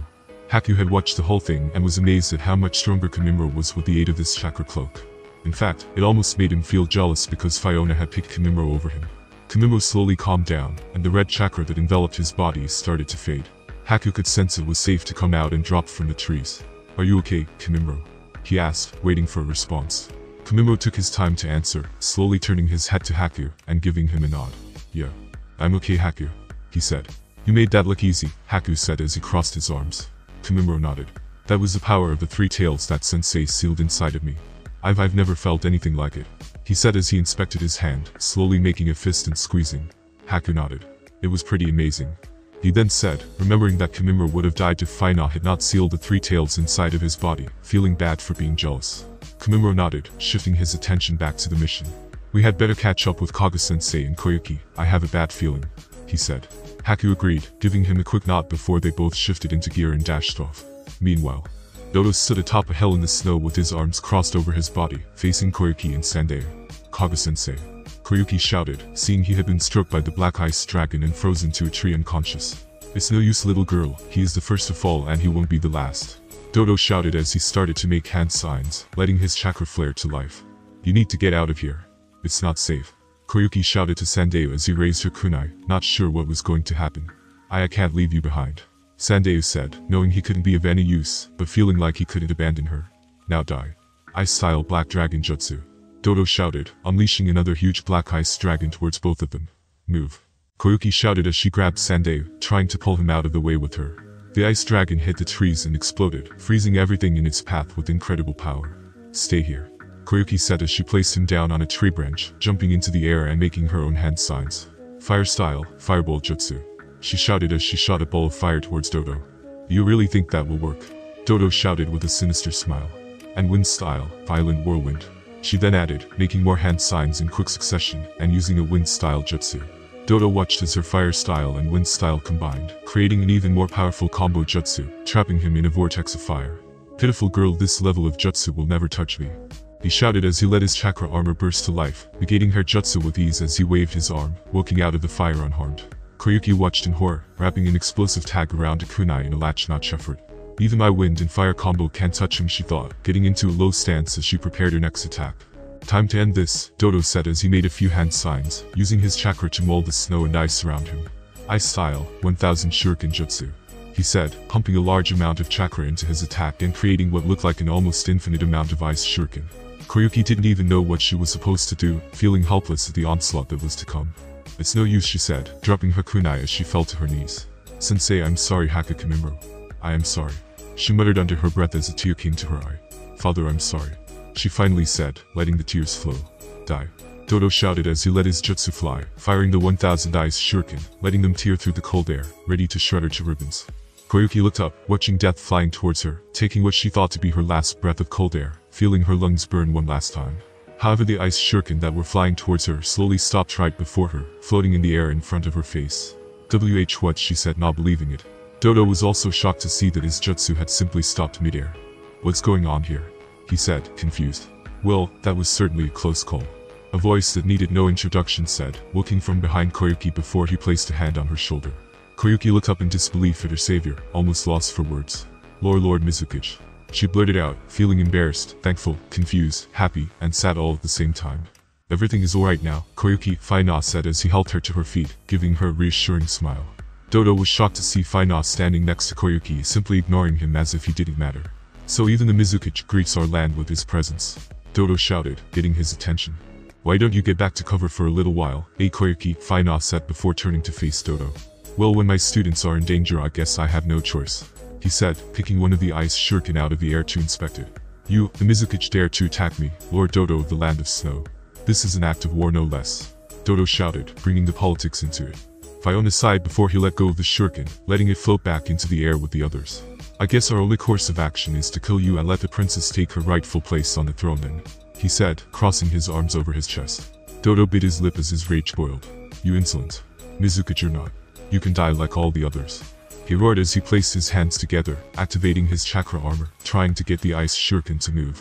However, it was no use and they remained still in the air, floating as if held by a string. So that's the chakra armor I have heard so much about, Faina said with a keen eye. Dodo was almost out of breath. He was trying so hard to get his jutsu to obey his orders. What in the blazes is going on? He suddenly blurted out as he was forced to stop and take a breath, red in the face. I'm afraid your full-size style attacks won't work on me, Faina said, smiling as he said it. Dodo was confused, but he quickly realized what was happening as Fiona waved his hand.